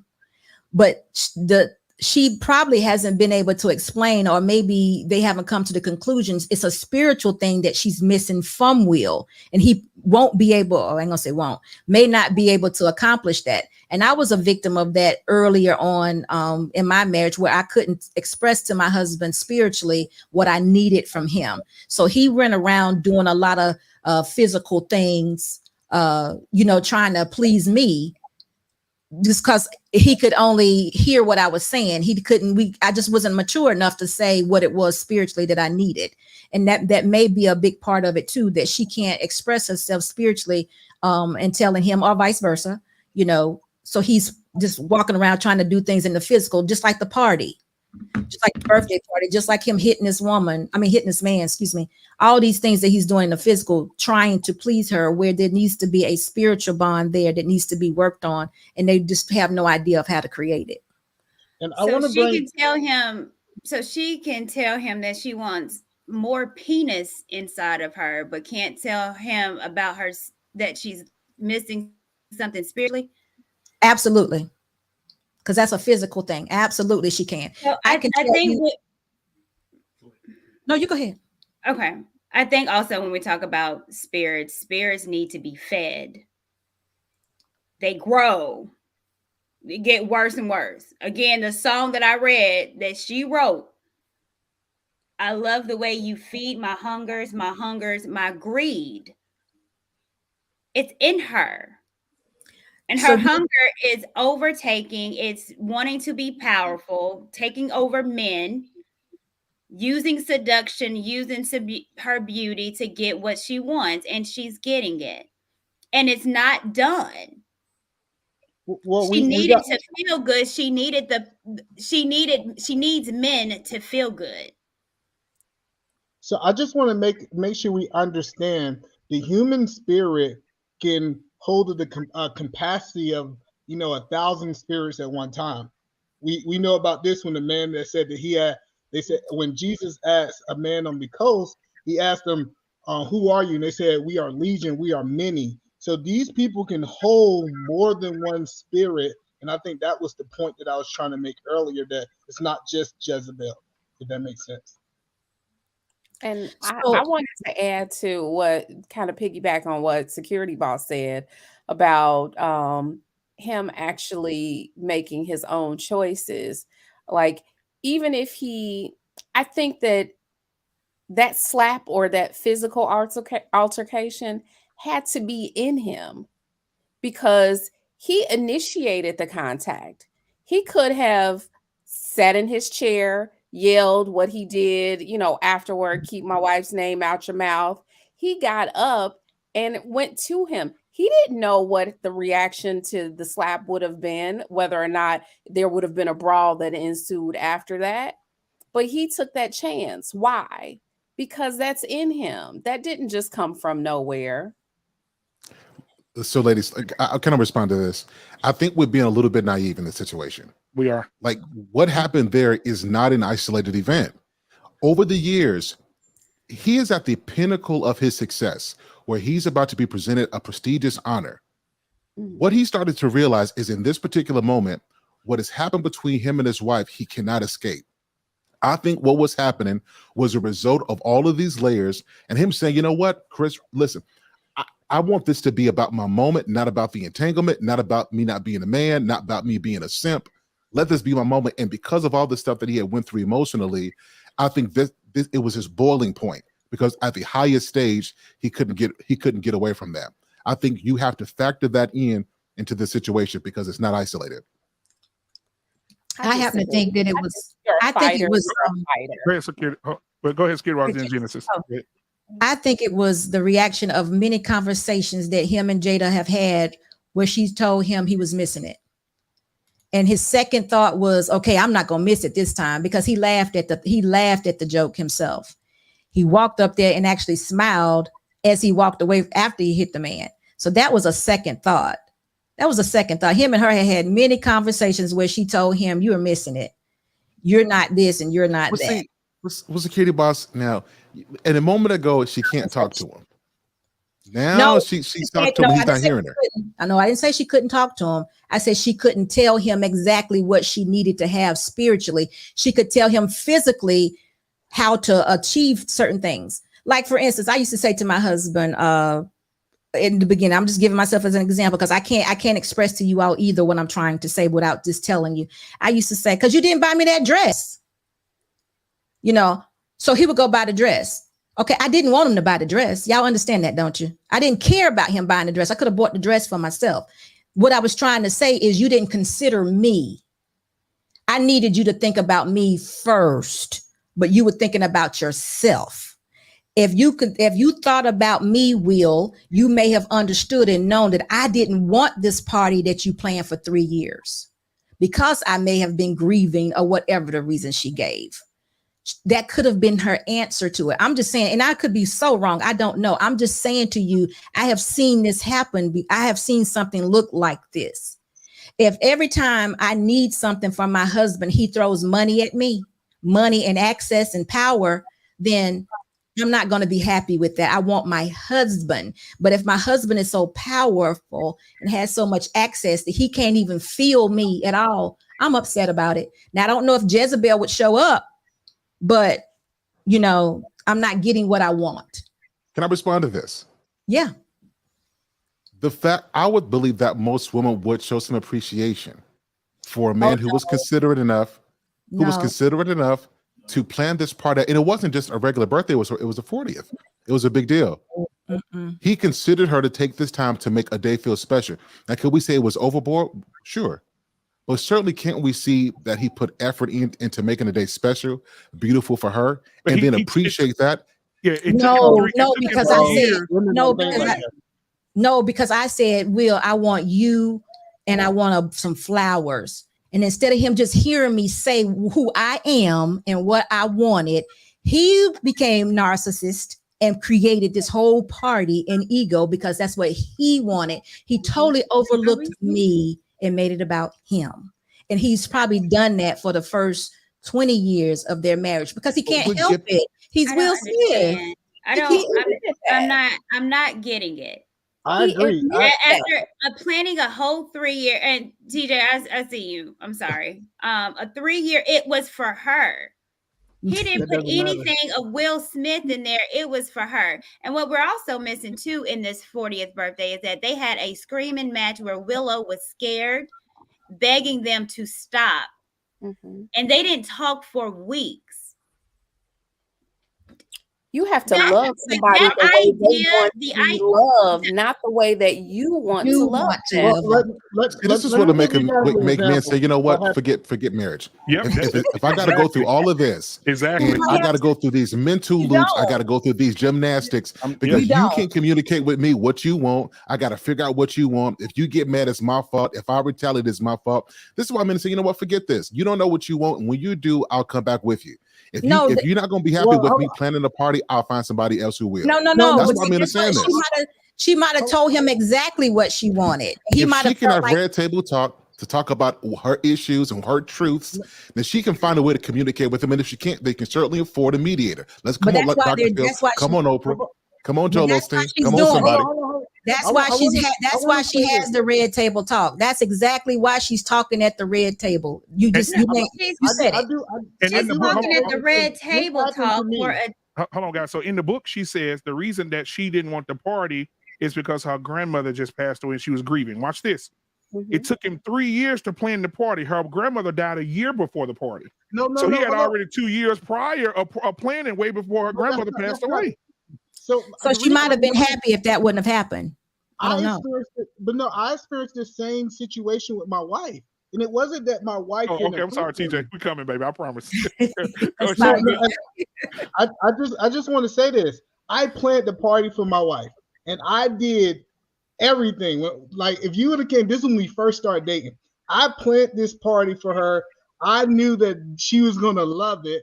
And the one thing I did is when I got there, she was upset. She was mad. She didn't give me any glory for planning this party. And the reason is I am an outgoing person and my wife is an introvert. I was planning for me and not for her. And so I really believe that I can understand if this is not her, if this is not her love language and we trying to love her in that way and she's not willing to receive it. Yes, my wife didn't, like, we talked through the situation, but she wasn't happy in the moment to say thank you for the thing because she did not want that, to be honest. Hey, men just not like that. But TJ, let me get TJ. I know Sir Hill about to say something. But TJ, what do you got for us? Pound for Pound put something in the chat a while back ago about the foundation was wrong from the inception.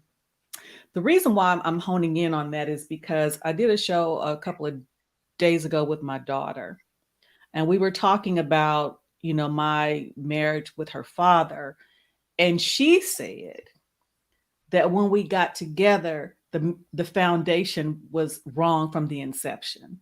And it was absolutely correct. So again, when the foundation is wrong, you're just piling on, especially if you don't get to the root of whatever it is. And I have a difficult time understanding that, you know, by the time she was turning 40, they had been married for what, 15 years? And I think, Emmanuel, did you say when you were giving a party for your wife, you was relatively new in your marriage, or did I misunderstand that? Yeah, we was new, but we're Christians, so that's a different factor. I think I'm able to learn spiritually, which Will might not be because he serves the devil. Okay, I'm going to talk secular right now. I'm going to ask, so had you and your wife been together very long when you planned the birthday party? No.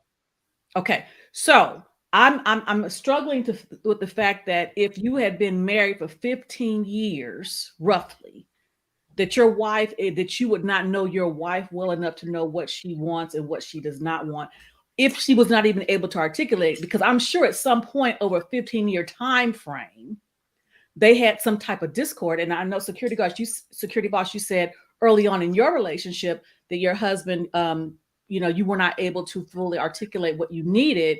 But I'm going to go out on a limb, by the 15-year mark, there was some type of inroads that had been made so where he could understand you. So I'm grappling with the idea that she would not be able to express what she needed from a man that she had been with for 15 years. 15, you know, and again, I'm newlywed, I don't know. But that makes the assumption that their communication was effective or he was in tune with her. Yeah, it makes that assumption. I'm going to go ahead and make it. If he wasn't in tune with her, then he wouldn't know that. And clearly by the interview, him saying after she explained why she was upset about the party, he agreed with her. Again, I believe that's a Jedi mind trick. I do too. And again, she's able to she's able to communicate. It's not what you think is what I tell you it is. That's a Jedi mind trick. She's able to communicate penises to him. That's a physical. Without a birthday. That's a physical. That's an outward expression. That's an outward expression. She wanted that man to touch her spiritually. I wanted to have a spiritual connection with my husband where he sees me. And we had to work on that daily. But if my husband would have been a millionaire, darn near, I don't know how much money Will got, billionaire, millionaire, whatever. It may be very difficult to make that connection because all you see things through a lens of money and access and power. It's not about a spiritual connection. And two, I don't know where the Scientology came in at, so I don't even know what their belief systems are, but it's just, I just think that maybe they never connected.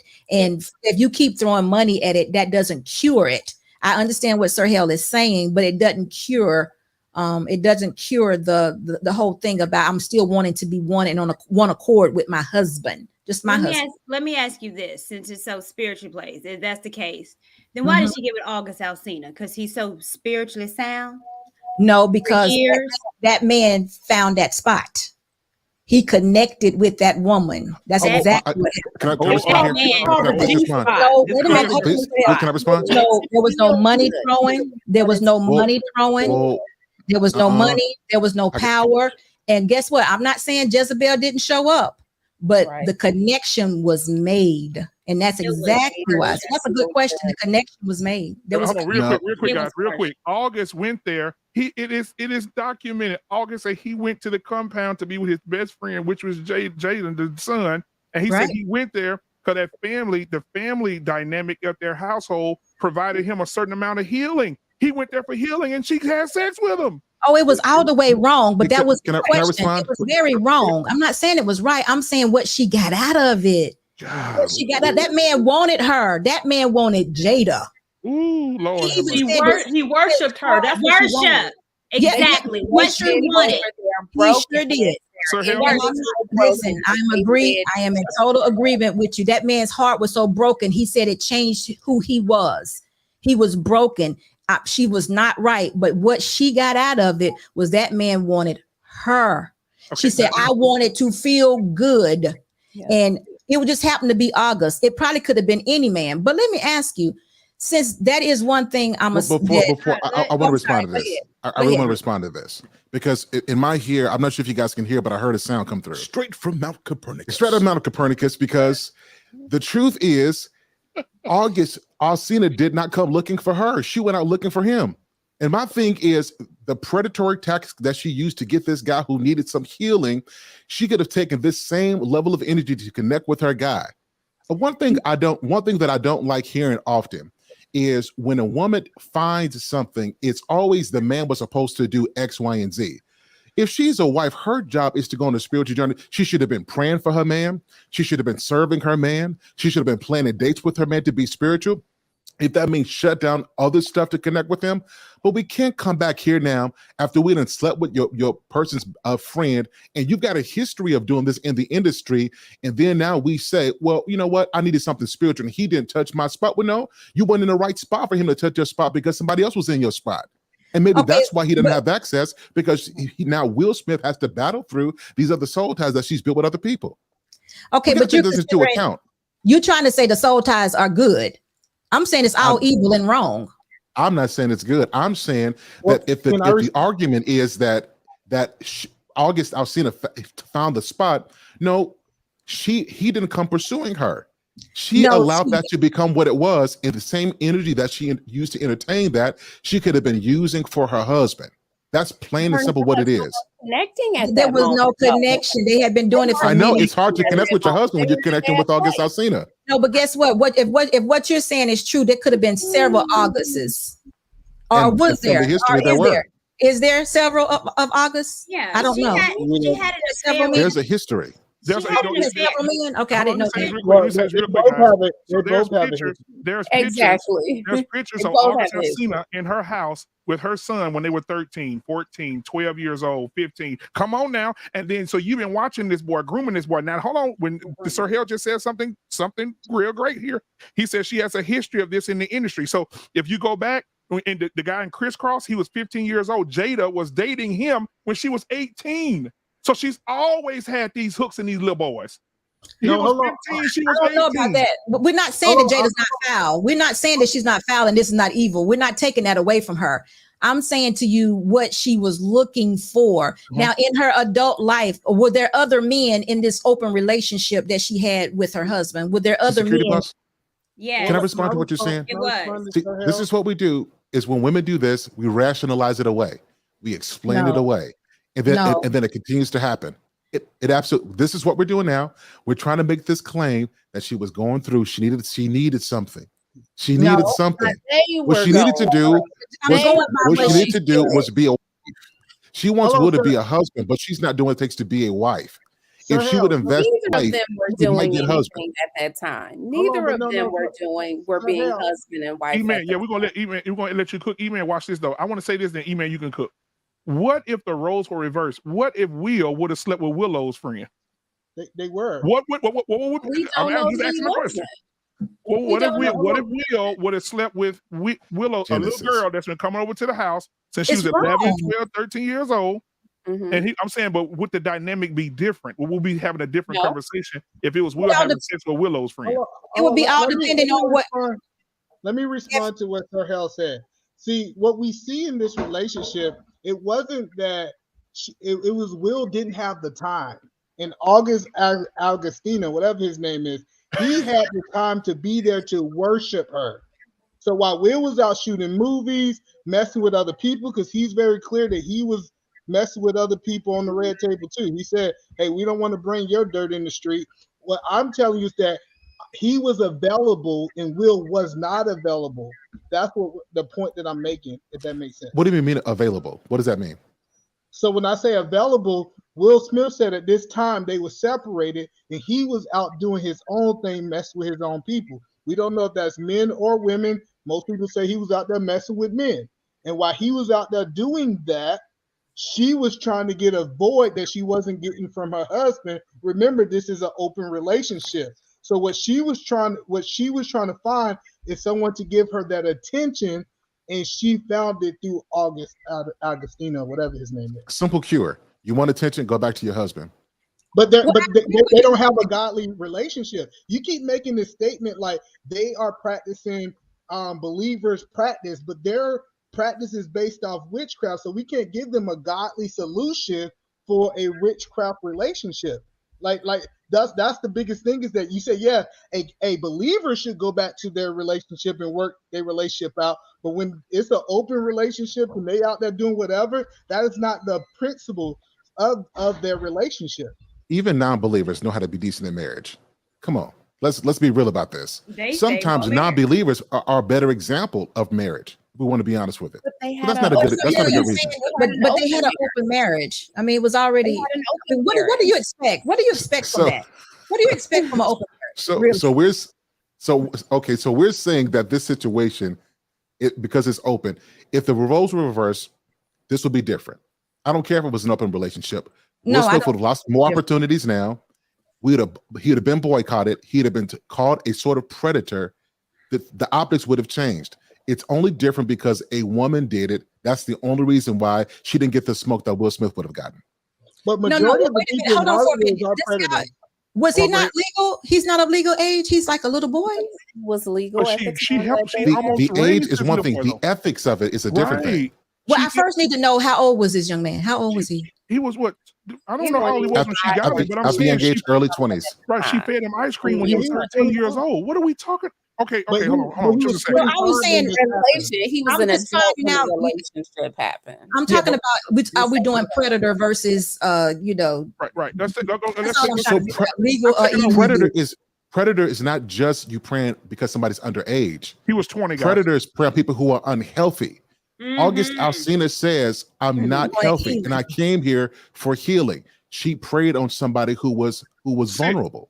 I agree with you. She did, but that's not what we're talking about. We're talking about what she got out of it. She felt this man, for her, it was all wrong. Now, don't take it away from what it was. It was terrible and wrong, but she, in some way, in her trauma, felt love from this man that she has not felt from her husband. Right. And that's why she told her husband, I just wanted to feel good. And for whatever reason, worshipped. And that young man worshiped her. Again, going back to what she's told y'all. She said, worship me. Right. And that man worshiped her, and still to this day is a changed man because that the spirit done touched on that little man. Now he looks sickly.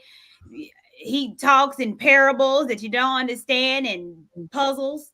And so she can't get Will to worship. So she can't get Will to worship her. Is that where we are? That's not what I'm saying, because I think he does. That man. It's a question. No, I think Will Smith does worship her. That's why he specifically has said that there's nothing that she can do that will make him. We just watched it in the video. He said it. He says nothing. There's he nothing. now. That's worship. I say the same thing. That doesn't mean I worship my wife. I say the same thing too.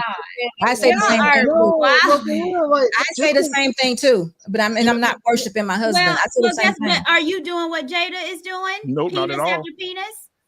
But if Will's doing it also, that means they have some agreement. Well, if there's an agreement, the hurt would be equal.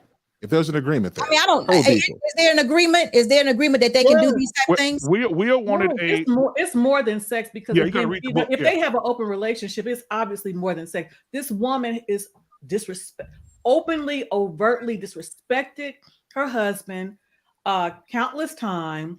Yep. Emasculates him. So it is not just sex that is the issue. So when we're talking about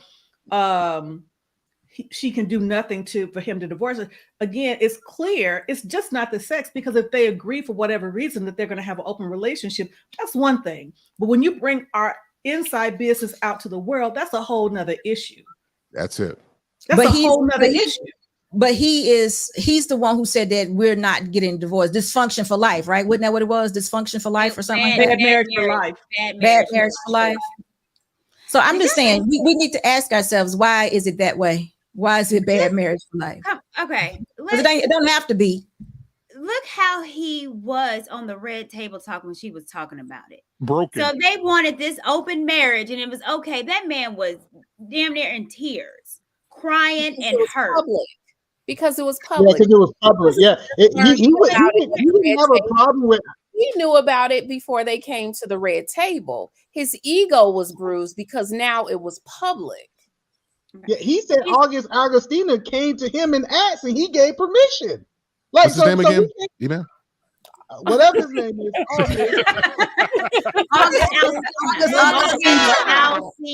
Alcina. He said Augustina. If you listen to what Will Smith said, he said, I knew this was happening. August came to me and asked me for permission. I said yes. He was hurt because everybody knew about it. It's not the open relationship is not the problem. It's that August exposed his hand, and they had an agreement that they wasn't going to expose their hand. That's the hurt from Will, not her getting it from somebody else. Okay, so that's the hurt. Before August Alcina, it was Mark Anthony. She has been doing this. Period. They both have. And I don't know about that all both, because he never wanted an open marriage. He's telling you in his book, I didn't want this. In the book, he said, I never wanted to. I am doing this. I'm Will doing it. Smith was in a trailer having sex with Charlize Theron. Okay. This is so crazy. This is crazy. This is crazy.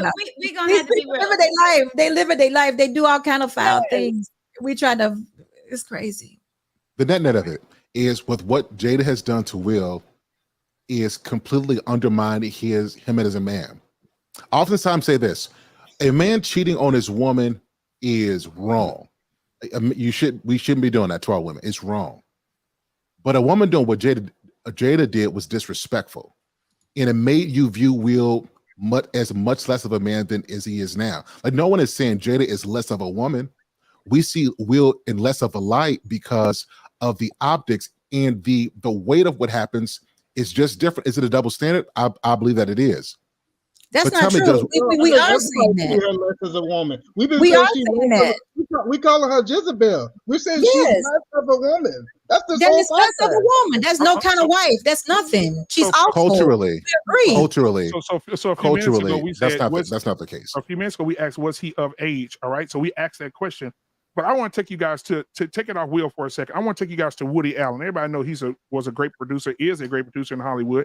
He no longer lives here, but he adopted a little Asian girl when she was 6. Mm-hmm. The day she turned 19, he married her. Just because she was of age. This is happening in Hollywood. So I mean, what I'm saying is he adopted his wife. Are you? No, he listening? might. You saying that he probably was a pervert along the way is what you're saying, right? Absolutely. I think That Jada is was a totally pervert wrong. along the way. Yeah, I think she That's was a totally pervert. wrong. But Yeah. but guess what? If Jada would have met him in the street and he wasn't wasn't her child's best friend, would it have been different? She was wrong. Totally wrong. And the man came there for healing. All of it is wrong. I don't think everybody's in agreement. I do agree that she had the Jezebel spirit, manipulation. I don't know about the narcissist part, but all that was on her and probably still is. I agree with that. But I'm just saying, I don't think it's the end of the story. I think it's a little deeper than what we probably know. And what I'm saying is in Hollywood, I believe the spirit of that pedophile is in that. I think a lot of them are messing with these young actors, young people coming up. I think we might have just seen some of the reflection of the black men that's getting accused, but I think all of them. I think that's kind of a requirement to make it big, that they messing with these kids and different things. Like, we know that. Can you pull up my slide? Yes, and ma'am. let's just look at pictures of them together. Now, I know you guys have seen this, but even how a picture, they say, is worth 1,000 words. Who is the man in this relationship? Oh my God. Come on. It's that spirit. She's the domineering spirit led. And in a marriage, if a woman is the one with the spirit, she will try and seize her husband's authority as the head of the household and try to totally replace him as the spiritual head of the household, is what I put. A picture is worth 1,000 words of worship. If you are a man dating a woman who has this kind of spirit on her, she will say and do all the right things as you are dating her. But once you marry her, that is when the tables will turn and she will start coming directly after you, trying to tear both you and the marriage completely apart. What happened on that 40th? Tables turned. Look at these pictures. You don't ever see Jada doing that to him. She is put in a place of worship. And he does that to her all the time. Another picture. Come on. Of worship. And she's not even an A-list actor. Ain't never got nominated for an Oscar. Ain't never, I mean. He has been emasculated. But she didn't hide this. He knew this coming in. They showed this while dating. This is not something that just show up out of nowhere. I think this spirit that y'all guys are talking about shows its face when you meet him up front. So he knew what he was getting. I don't necessarily disagree with that, because again, going back to the interview that she did with Piers Morgan, that she says that Will saw beauty in her that she didn't see in herself. So he believed, and I talked about on my show, he believed that he could save her. But she didn't want to be saved. Excuse me. She kept and continues to keep shitting on him. She don't want to be saved. You know, she didn't want to be saved. Yeah. But again, she said to Pierce, you know, he saw a diamond in the rough and said, you know, I'm gonna dust you up and I'm gonna make you shine, girl. Well, I think he was looking for a woman that accept that lifestyle. When we start looking at like the Fresh Prince of Bel-Air, and it was talking about the producer said that he wanted to sleep with Will Smith before he gave him the part. I think he knew that being in Hollywood, he was going to be taken advantage of, and he needed a woman that can accept that. So we know for a fact that he was sleeping with. Well, I can't say for a fact. Will, what's out there on the street is that Will was already sleeping with men before he even thought about having a wife. So I don't know how we paint this picture that he was just so good, then Jada changed him. Okay, Did you say sleeping with men? Yeah, check this out. Sleep with men? Did you say that? Is that right? Yeah, that's what he said. Oh. But again, I think one of the things, and people said that, you know, you just said, Genesis, that he was in a trailer sleeping with Charlize Theron. But what I have found very interesting over the years, I have not heard, I'm not saying he hasn't done stuff, right? But at least there's a certain level of privacy and decorum that his stuff is just not out there for the world. So I think that is That Right. is the issue. I've never heard Will say, "Man, you know, I was in a trailer with Charlize Theron. She threw that leg across the and she, you know, I mean, he's just never done it." That's what money and power get you. That's what money and power do for you. When you got But money he and did power, say they make them sign the agreements when they come in the door. He did say at the red table, you know, I'm gonna get you back. What does that mean, though? We haven't heard about We don't his know what that impact. means. He probably We could have haven't said, heard "Get her about back his like impact. sexually or something." I'm gonna do what y'all do. He probably meant get her back sexually, or get her back in Nerf gun fight, or get her back when they go to the grocery store, or get her. You know, I'm gonna do what y'all do. I'm gonna evade the actual situation when he say get her back. I'm gonna do what y'all. I'm gonna do what y'all Well, do. listen, if we can say that her making that statement says I never wanted to be married, and we saying that had to be the will and not just period, then then I'm going with Genesis. She said we're gonna get him back. Get him back how? With another woman, probably, or something foul, some other foul, next foul deed will happen. You know what? Even if, let's say he does, the damage is already done. There's nothing he can do at this point.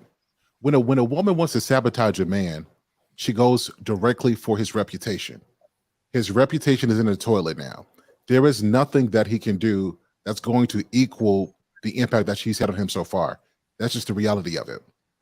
Nothing. So was his reputation in the toilet before he hit the young man or after? No, he was embarrassed before, but now he was by the toilet. Right. He was by the put him in the toilet. Yeah, he was by the toilet. So he went on and used it. He went on ahead and used it. He fell on in. Yeah, he in there now. Now she finna hit the flush. I think his reputation was downhill when he started putting on dresses on camera. Like it's crazy that we try to say that. Oh, stop. No, stop it. Well, stop it, man. Okay. That's I mean, not he got true. paid. What are you talking? The man making up to $40 million. Man, you be making taking $40 a little million extra. a You be movie. putting a little extra on it, don't you? No, for real. Like You it's just, crazy. you just put a little stank on it for effect. I don't know. What movie did he wear a dress in? What movie did he wear a dress What movie did he wear a dress in? I can show you. It's him and Chris Rock was in the dress in one movie. in? That was on Fresh Prince of Bel-Air. Yeah, so no, I'm just saying this that these men do anything for money. He made $400 million since then. Man. Okay. He made $500 million since then. So wait a minute. Are you really saying that he's sleeping with men though? Is that just something someone said? Is that true? So when he went to the Fresh Prince of Bel-Air, he was millions of dollars in debt.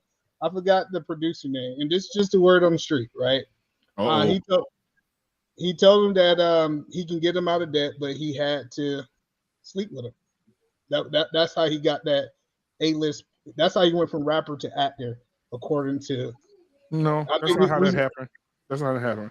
So that's word on the street is a lie. Let me tell you why. So him and Quincy Jones sat down, and he said he went to Quincy Jones' house. They had a huge party. And he walked into Quincy Jones' house, and Quincy Jones said, "Hey, man, I know that you're in a financial struggle right now with the music industry going down, not listening to your music no more, right?" So he said, "I was thinking about a show we can do called Fresh Prince of Bel-Air, but I'm looking for a lead in it, and I think you would be great for it." He said, "Okay, I'll come and audition right now." He said, "No." He said, I'll come by your office next week and audition." He said, "No, you're not going to audition next week in my office. You're going to audition in front of this whole party, and they're going to decide if you get the role." He said, "I need everybody's attention." He made Will Smith read. He gave Will Smith the script, took him in his office, and said, "Read these lines. When you come out, I need you to be the Fresh Prince of Bel-Air when you come out." And he had the whole party pause and let Will perform in front of them, and that's how he got the job. No, it was more than that at that party. I mean, I ain't gonna go into all that, but I'm just saying. There's been rumors with Will Smith with other men, and there's rumors about Quincy Jones. Oh, trying to be with Tupac. Come on, ain't that something? Will Smith, Tupac, Quincy Jones. Wait a minute. Wait a minute. Because I heard that too. Tupac was trying to get his daughter. Was dating his daughter. I remember that from the movie. Yeah. And Quincy Jones said, "You want some of that? I need some of that." I need some of that. Stop. Yeah, we know who Quincy was. Like we can't sit here and act like we don't Wait know. A minute. I am not going to stand by. Where did this conversation just go? Say it one more time, Sir Hill. One more time. Say it again. Talk about the Where did this conversation just go? Let's move on. Yeah, let's move on. I'm not gonna Jezebel spirit was all up in there. That was Jezebel all through there. All of that. I'm not gonna stand for y'all to crap on Quincy Jones. That is my maiden name. I'm not having it. I don't know how we look. I don't know how Quincy got up in the middle of this, but wow. But yeah, because so Quincy, they say Quincy slipped. You know, when he did 6 degrees of separation. Lord have mercy. When he did that movie, they said something about him and Quincy had a thing, and then Quincy wanted the Fresh Prince and he wanted the Thug Tupac. I guess he just tried to bring everything together. But we just gonna leave that alone. Lord have mercy. All right, but that's an interesting connection with That Quincy. is. Black Man, can I say something really quickly to the Yes, audience? sir. Yes, sir. Ladies and gentlemen, this conversation just took a turn. Mr. Black Man.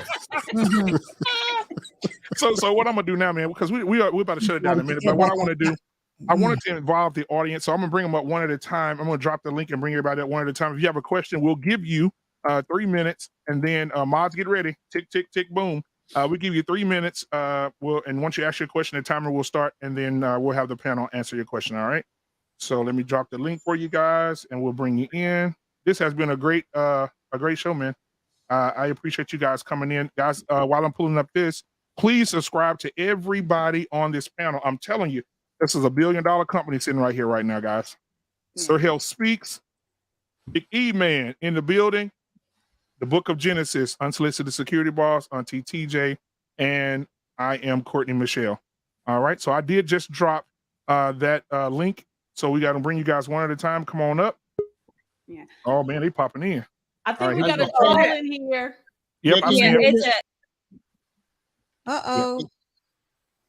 And can you make me a mod, please? Yep, I got him. Say, make you one? Yes, please. I got you. Hold on one second. Where'd Courtney go? Oh, did Courtney? Where's she at? She said something. I didn't hear what she said. Where did Courtney go? Hold on, guys. Hey, guys, hold on. I'm gonna get Courtney back in here. Oh, she has a call. Oh, she said she has a call. Okay.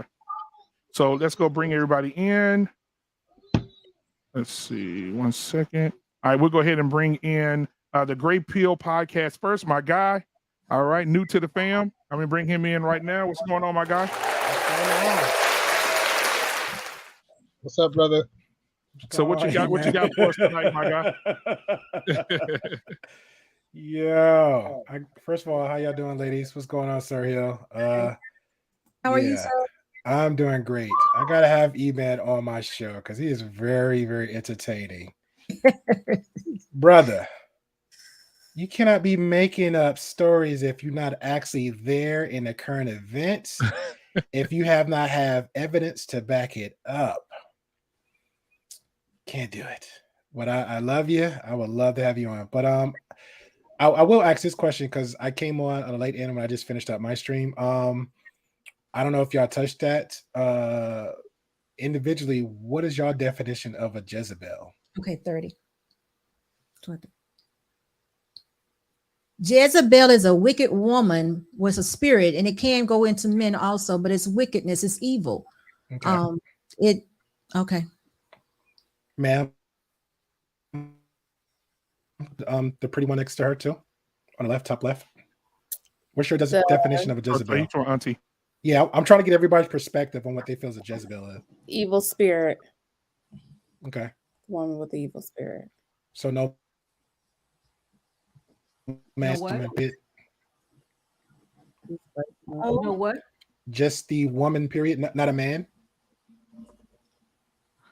Well, am I breaking up? No, you did. We hear you. Okay. All right. For the nice, cute girl on the top left, I don't know if she just came in. So the question for me was, what's your definition of a Jezebel? Just kind of tie it and bring it back home. Oh, my definition of a Jezebel? I mean, I just look at her what she was in the Bible. So she was a queen that had power, and what she wanted to do is put the demonic spirit, the devil, Baal. She wanted that to be worshipped. And that was her sole purpose. She overthrew men.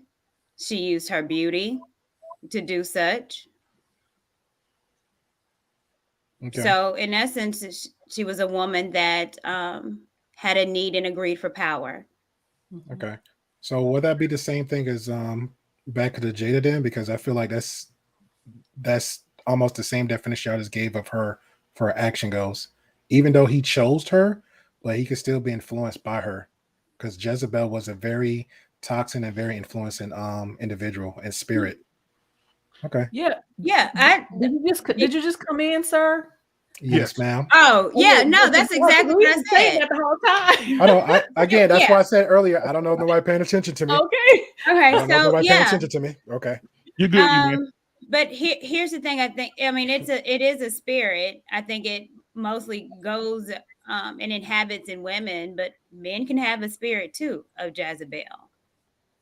Of course. Yeah, but it's again, the devil comes to kill, steal, and destroy. So that spirit that is inhabiting in people, that's the purpose. It's to create hosts. It's a puppet master.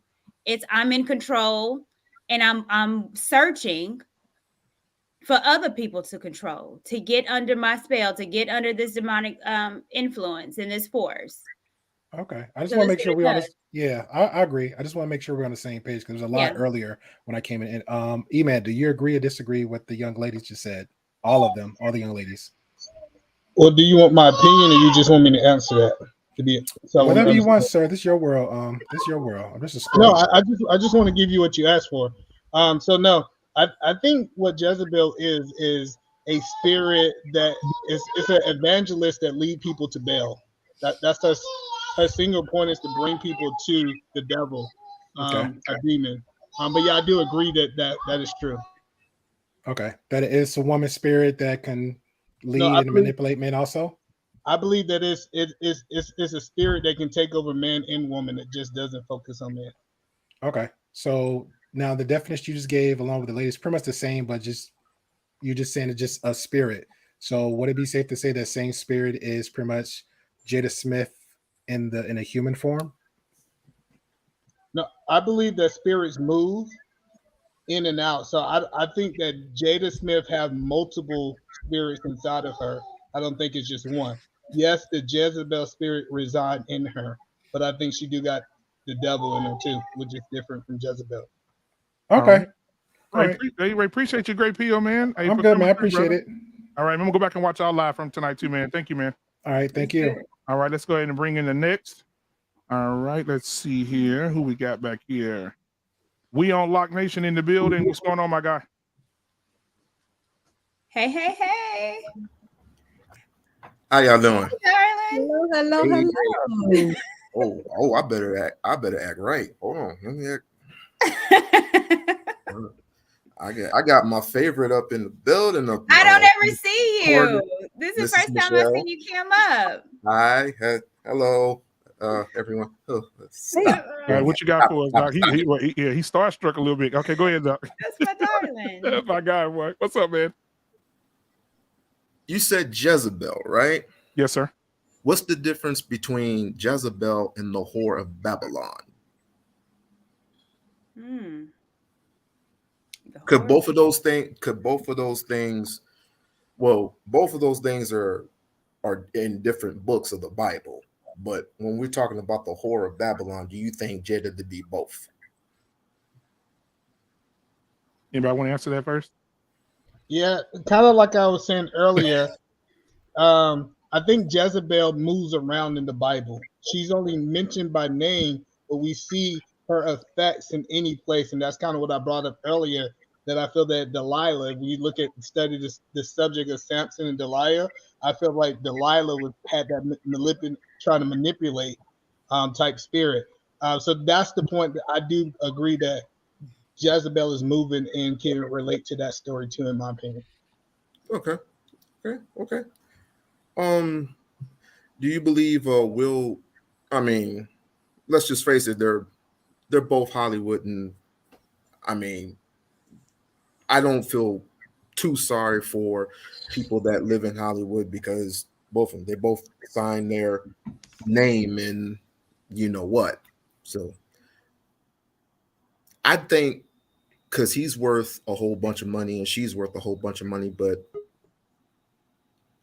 that doesn't make a difference to me when it comes to your love, your dignity, your health, and your honesty. That's all out the window. Do you believe this marriage will continue, or is it going to be in danger down the line. I don't. Sir Hill, go ahead, It's Sir Hill. already there. I see you, Sir Hill. Go ahead. Down the line. Down the line. Down the line. You got the end of the road. What I mean is, they're still going to stay in this marriage. They're still going to stay in this marriage. But I see, even though they possibly talked about divorce, because we don't know what happened behind closed doors. But do you see what I'm saying is, do you see a divorce happening? Let me answer. So when it comes to this, you brought up a really good question about the whore Babylon and Jezebel. They're both hoes, but that's a different story. When it talks about this, both of them. Sorry. One's a spirit, and one actually rides. Yes. So both. Yeah, just have to give a little piece of content.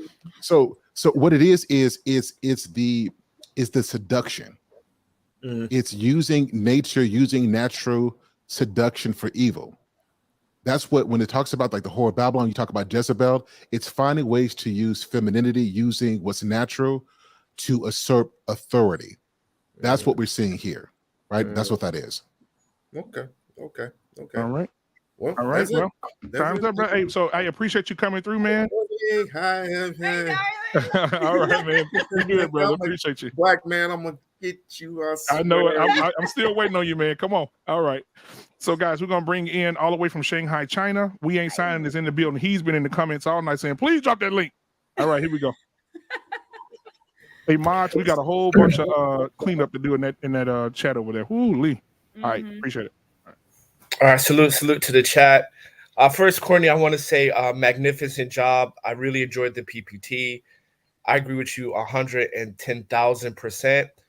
Absolutely, Will Smith is the victim, because you have to look at it this way. Hollywood is full of witches and warlocks. So you have to look at what kind of spells and curses is Will Smith experienced, because in the Bible it says that your sins will go to your third and fourth generation. So you don't know what his father, his grandfather, or great-grandfather kind of covenants made that now Will Smith has to pay the penalty for, right? You have to understand curses to kind of get what Courtney's talking about. Then you also have to have initiated knowledge, because, you know, there's a reason why we say don't eat everybody's spaghetti. So we don't know what kind of spells been cast upon him. And then also Courtney also showed that she's into Satanism. And then when we talk about Scientology, right, which is the brainchild of the follower of Aleister Crowley, right? And if you have initiated come on now. Man, he preaching tonight. Let's talk about it. Right? Alistair was something else. Alistair Crowley, do what thou wilt. What Jada said in her daggum song, I'm gonna do what I want to do. I don't care what you say. The issue is this, right? Demons, if you want to say, okay, fine. If you want to say demons, they're possessed, whatever, they walk in lockstep. Yes, you got to look at Brockovich. Brockovich is like the guru to the stars. She does blood magic. Hillary Clinton went with her. Jay-Z and Beyonce did it as well. You don't see any kind of rift or any kind of disruption between her and her husband, but you see a breakdown in Will Smith. And that's why we're saying Jezebel, because Jezebel attaches herself to rich and powerful men. If you're not a rich and powerful man, Jezebel ain't dealing with you, right? Or if you want to even go back to the book of Enoch, you got the spirit of Lilith, right? So this is why when Courtney's talking about the spirit of Jezebel, she is correct, because when we're looking at the Bible and Enoch, it clearly explains why. And we also see what Jada Smith is doing, because she practiced what is called lore magic, show you before she does it. And that's why she has the depiction in her albums and those lyrics. And so that's what I wanted to say. And Will Smith did get those cheek splits though. So I want to end on that. You said something. You said she does it before it happens. Is that what you said? There's a ranking, right? It's a ranking in Hollywood. So people who practice lower magic, it's called lower magic, and because for it to work, they have to show you, right? It's like, what is it? The ridicule ritual, right? Ridicule and embarrassment ritual. So they have to show you before it is done, right? That is lower magic or lesser magic, right? Like you can read about it with like the Masonics, right? Lower level Masonics do that as well. Masons, they do that as well. Yeah. Also, something about Jezebel. If you can pop up this real quick for me. I I got you. Thanks, because it goes with what We Ain't Signing was saying, and also that Jezebel spirit was of chaos. Oh, in fact, can I just say one other thing? And I want to say one other thing. When we talk about whoredom, you're talking about Baal. Baal tried to curse the children of Israel when they were leaving Jerusalem, and he told Baal, not Baal, right? Balaam told Baal, not Baal, but Baal, said, I can't curse them because they're in the covenant. And then he said, get them to sin.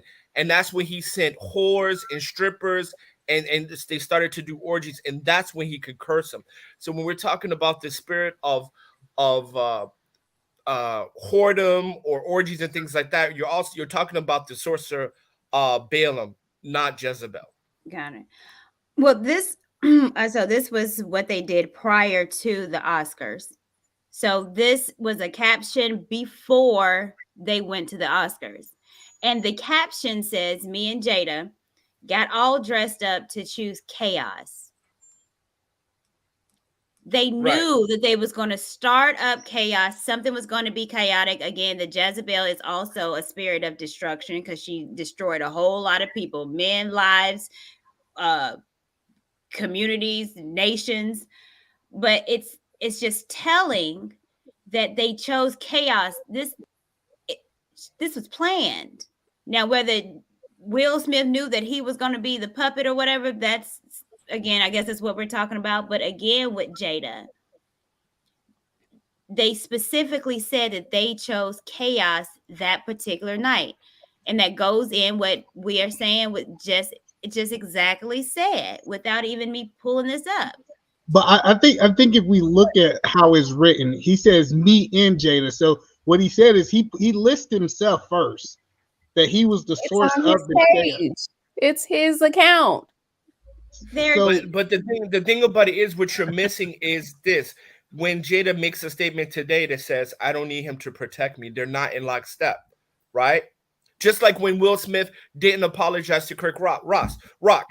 He apologized to everyone but Chris Rock when he did his acceptance speech, right? You know what I mean? Like, if they are in lockstep, they would have each other back. And clearly she does not have his back. That's all we're saying. We're not saying that he's not causing chaos. We're just saying that they're not in lockstep. Okay. All right. Well, hey, we'll see you later, man. I appreciate you coming through, take bro. it easy. Thank you. We ain't signing. All right, bro. We ain't signing, my guy. Shanghai, China, man. It's daylight over there. All right. So we're gonna bring in.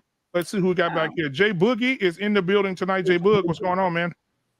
What's going on, sir? Look at that. My camera is not on. Why is that the case? Listen, I'm gonna try to get my settings right as I'm saying what I'm saying. I hate when we take these arguments kind of biblical, right? Because I think it's kind of like what we do is we pick and choose the areas of the Bible that we want to talk about. I think I heard E-Man say that you can't pick up this type of history until you get to a certain level of the Bible. And then we're dealing with like demons and all of these different factors. But if you go back to the very first book of the Bible, the very first story of the Bible between Adam and Eve, the reason that the devil came at Eve, what he said was, hey, look, you can be on the level of the gods. You can be on the level of the gods. And that's what appealed to her. And so if you eat from this tree, you'll be on a level. So let's go back to the very first book. It's not just something that happened later down the line. It's something that happened from the very beginning. So why do we pick and choose to like deal with certain areas of the Bible when it's from the beginning? Well, so it's like, well, I give a really simple answer to this. If you don't mind me asking, just really quickly. If you put a teacher, a psychologist, a police officer, and an economist in a room, everybody's going to see the issue from their perspective. And I think that's the beauty of having a panel, to give that multifaceted perspective on a particular issue. Mm-hmm. Do you dispute that? Do you dispute that it has happened from the beginning? Well, no, we're not. Let me respond to that because he kind of addressed it to me. So first of all, it's crazy that we always try to censor Christians, and when we point to the Bible, we're just saying why we're saying. Like, so if I say, hey, in Kings, this is what the Bible is saying, I didn't say that Genesis, this didn't happen in Genesis. I am just referencing where I'm coming from. It is my foundation.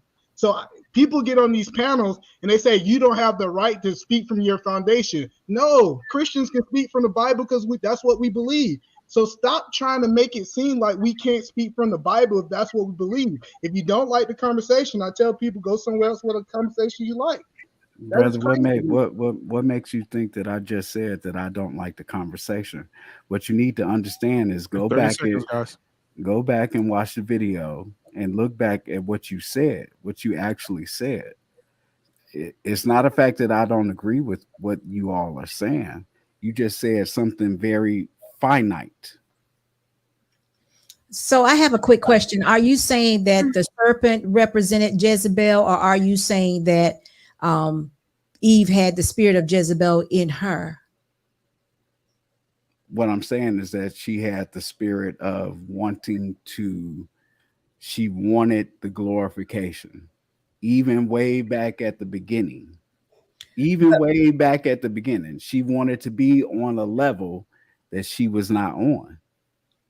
But prior to her encounters, there was no knowledge of good and evil. So where would that spirit have come from? The serpent. So plain and simply, no, that what you're articulating is incorrect. At this particular time, there is no history for there's no history for or no knowledge of good and evil when it comes to this particular deal. What happened is in their innocence. If you talk about dispensations, we're in the dispensations of innocence where they didn't know we're talking about the first sin, right? We're talking about the first sin, right? In the dispensations of innocence. Yes. Yeah, so when that happened, the serpent did influence her to do that, but it wasn't because she was trying to gain power. And what was his influence? What was his argument? Yeah, but can you hear me? What was his argument?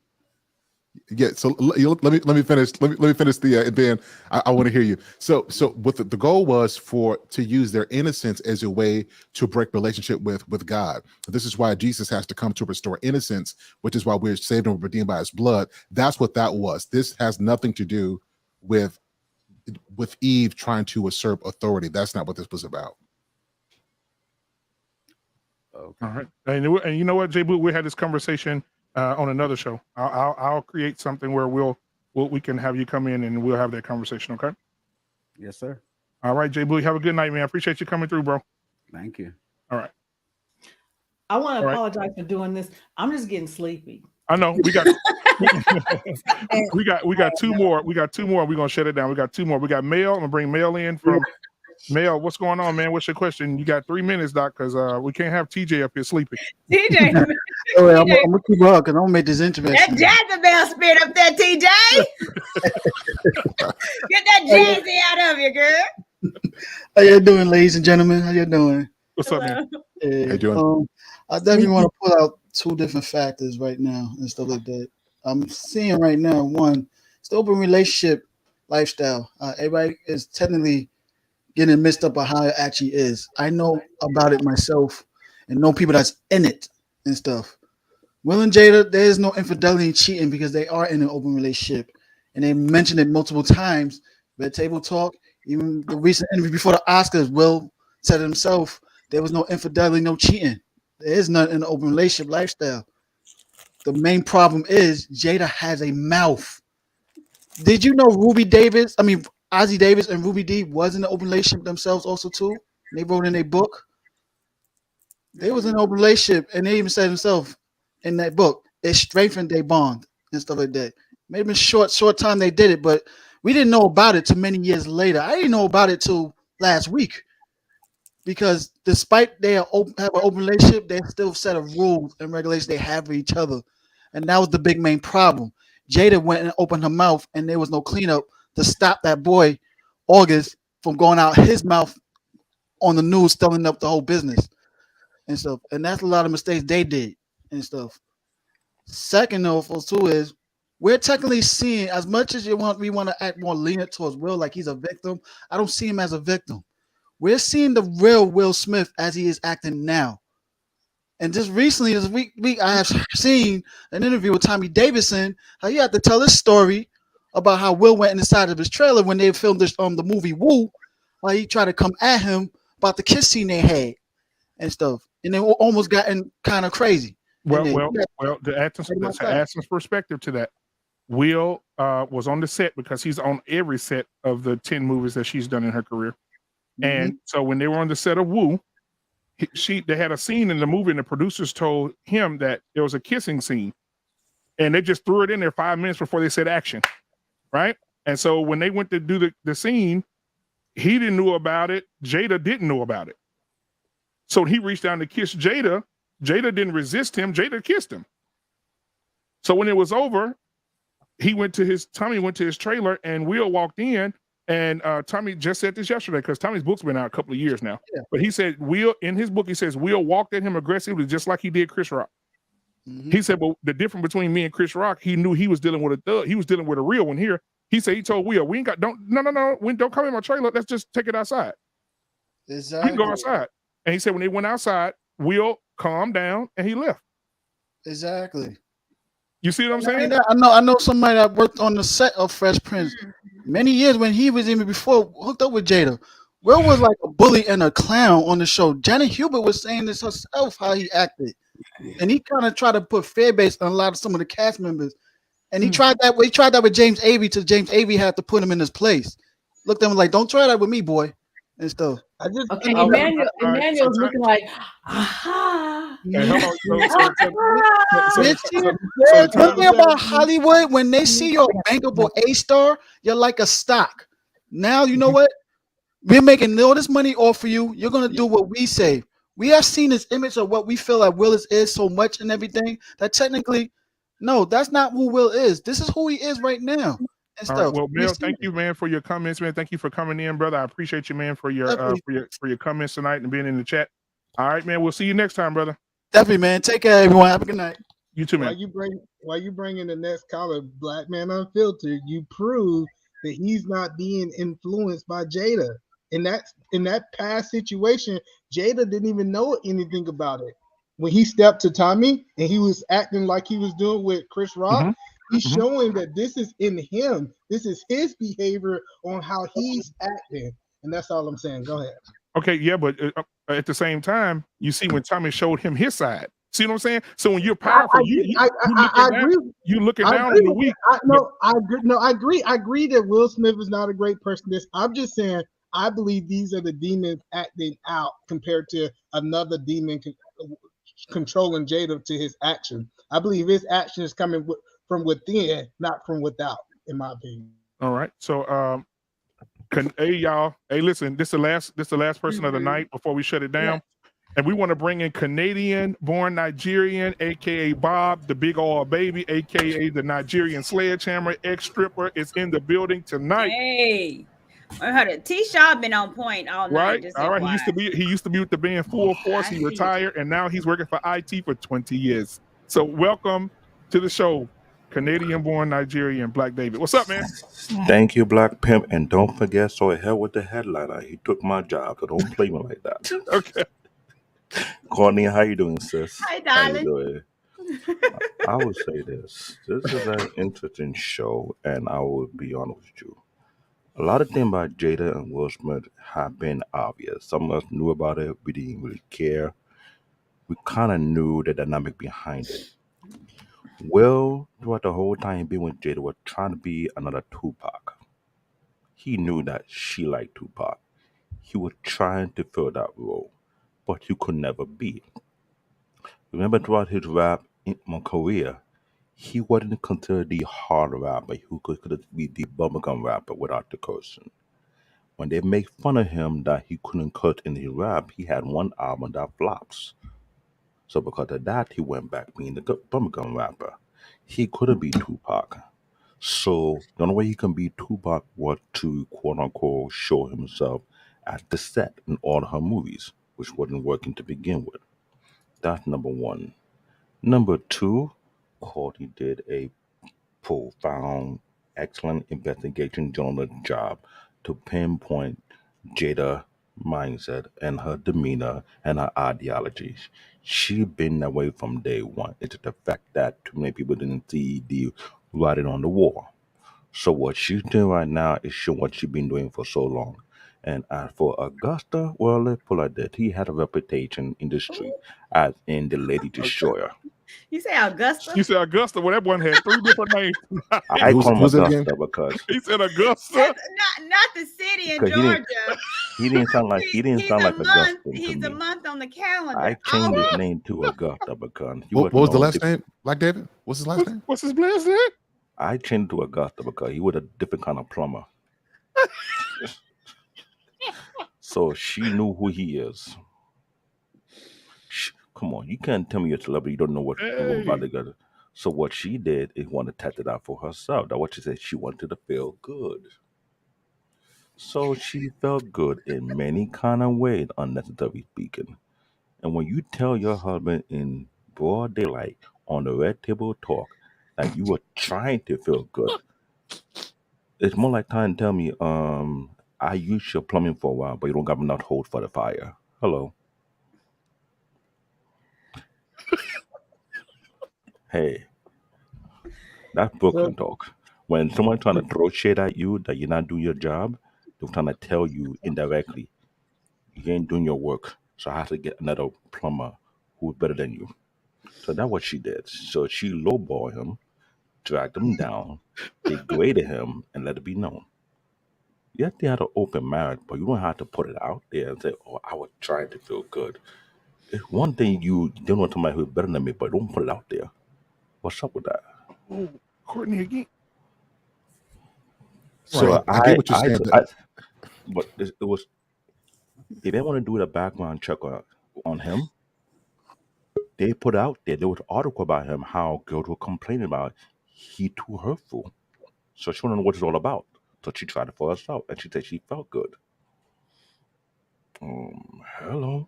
All right. Well, Black David, I appreciate you, And brother. I'm not the sledgehammer. He the sledgehammer. Get that name back to him.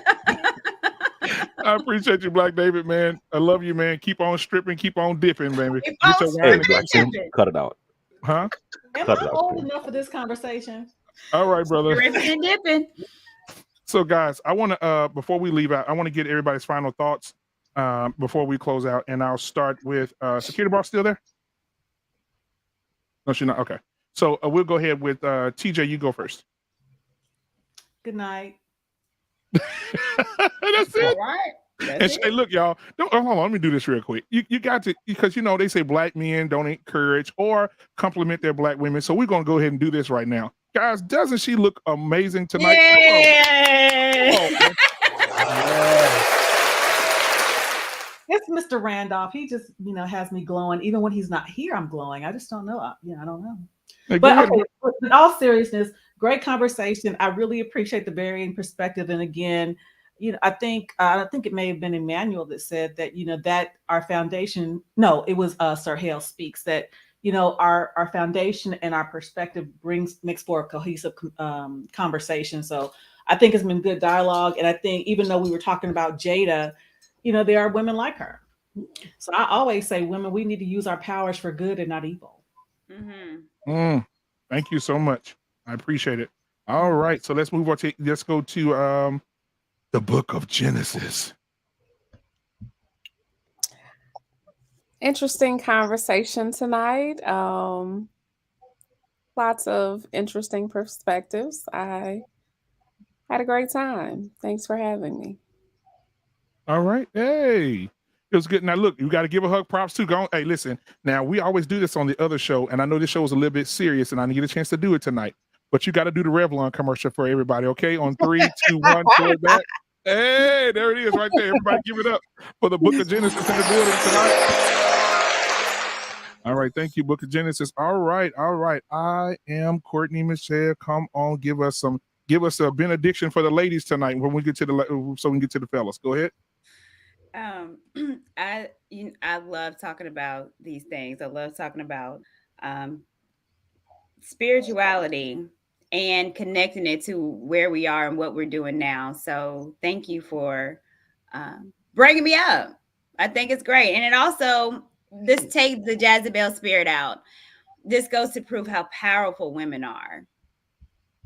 I think we know that we can pick a man and know how to play him with our fingers. We've done it before, and this ain't going to be the first nor the last time. So it speaks of the power of a woman and how our beauty and the art of seduction is a weapon, or it can be. Thank you. I appreciate you for being here tonight too, and taking out of your busy, celebrity schedule. I appreciate it. Well, please. Extra. All right, so we got E-Man in the building. E-Man, come on in, brother. Tell us, give us your final thoughts, Doc. I just want to say, first, shout out to Black Man Unfiltered. I feel like this was a great adult conversation. I feel like we really had a chance to be able to elaborate and actually hear everyone's points of views. I just really enjoyed being here, even though it's 2 hours and 30 minutes. It didn't feel that long. And I do feel like I have a great perspective of what everyone stand on the panel, which gives me good insight. Thank you guys for having me. Appreciate you, man. Appreciate you. All right. Last but not least, ladies and gentlemen, all the way from the great state of Texas, where I live, the Silk Thunder. Silk Thunder is his stripper name. We're going to give it up for my guy. Sir Hill Speaks is in the building. Make sure you go subscribe, like his content. Silk Thunder, what do you have for us? First of all, to the industry, thank you for the name that you bestowed upon me, Silk Thunder. Really appreciate you guys. Listen, I want to say a couple of things. First of all, shout out to Black Men Unfiltered into this great show network. Guys, if you haven't liked and subscribed, do that now, and then take it a step further. Hit that share button. Share this on your social media. This is a great platform. But I want to say this. We've got to take it seriously. The people we connect with in relationships have a massive impact on your life, the trajectory that you're going. So you got to start taking it seriously. Ain't no more hookups. Ain't no more just playing around. Because what you do early on are seeds that you are sowing that are going to manifest itself in your future. And so while we can't say Will Smith is a victim by himself, we can say that what we're seeing in him is an indication. This is the result of not making sure that we vet somebody that's suitable for where we're going, but that we just take the time to evaluate for where we are now. Protect yourselves, protect your heart, protect your mind, so that you don't ruin your future. Your relationships matter.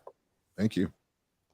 Man, appreciate you, Sir Hill Speaks. Hey, listen, guys, thank you so much for being here to the platform. Thank you for everybody that showed up and showed out. Man, it was a class. It was the chat was out of there. They was all into this thing. So I appreciate you all. I love you all dearly. If you missed the video coming in, I'm gonna play it as the outro.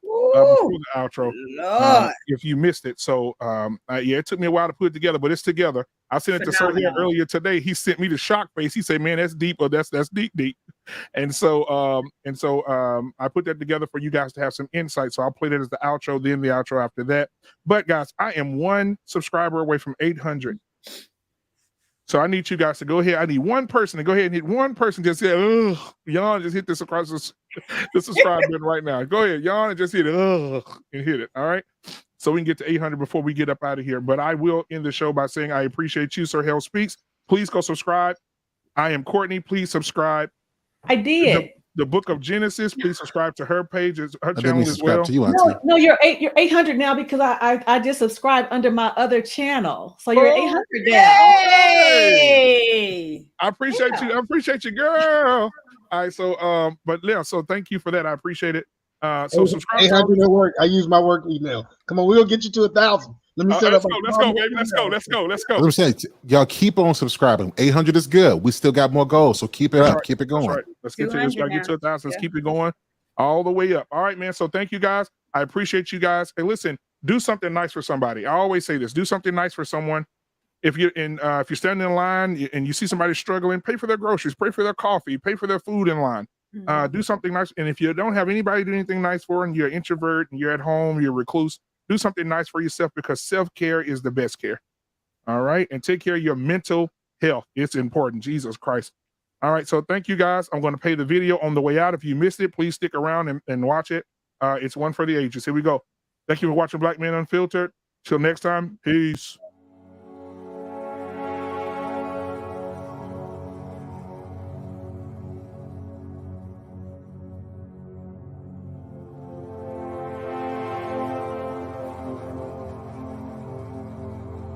You don't know who Jezebel is? Jezebel is literally a replica of the enemy himself.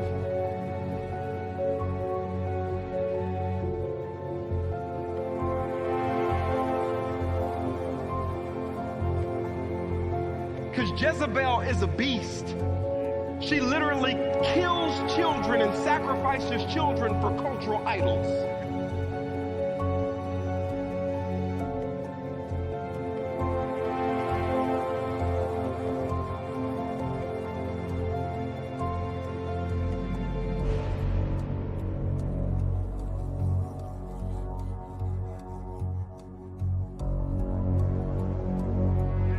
She literally is the definition of evil. She hides out in the background and you don't even know that it's her. But all of her outcomes are the main character in your life. Her job is to kill godliness. And the way that she kills godliness is a personal strike on you.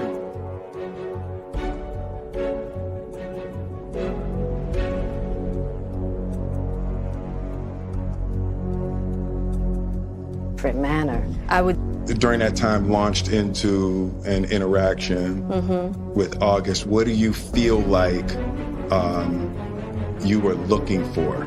I just wanted to feel good.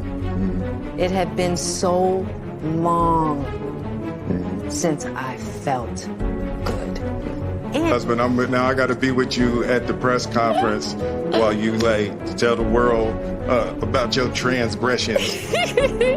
Like, I love my baby. I'm gonna stand by my baby no matter what. no. Oh, wow. Wow. Will Smith just smacked the shit out of it.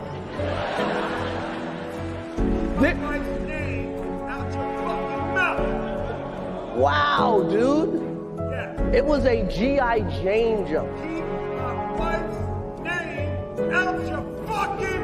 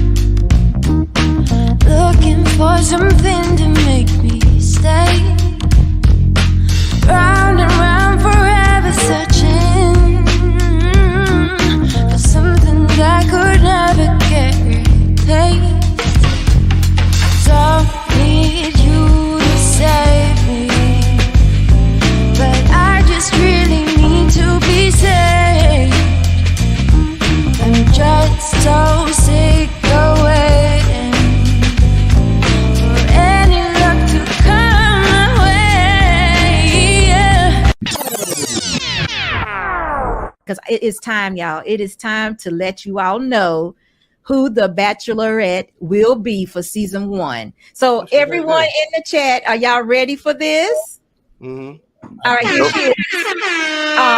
Let's bring her up now. Hello, Bella. Oh, it's Bella. Bella. All right, guys. Bella will be the Bachelorette for the first season of I Choose You. So listen, Bella, go ahead and tell us a little bit about yourself. Not too much, but more so about what you're looking for. We're going to get these men excited and let them find out how they fit into your idea of a bachelor. Okay, really quickly. I don't know if you can hear me, but I got to run. I'm at a wedding, guys. But thank you, Security Boss. I'm so excited to start this new show, to pilot this new show. I'm so honored that you would choose me. And I'm looking for a really, really great guy. He has to be very hardworking, really good character, integrity, and just all around great guy. So, yeah, that's it. But I got to run, guys. So, Can he work at Food Line? Bella, don't answer that. Don't answer those questions. Bye. Can he work at Chick-fil-A for 3 months? We'll see you. We'll see. Bye. Just 3 months, just for the soft skills. That's it. All right, so guys, y'all see it. Bella is the Bachelorette for the first season. So everybody knows. See, Mr. Logic, I felt like you had already peeped my game over there, but I'm glad you didn't. I had no idea.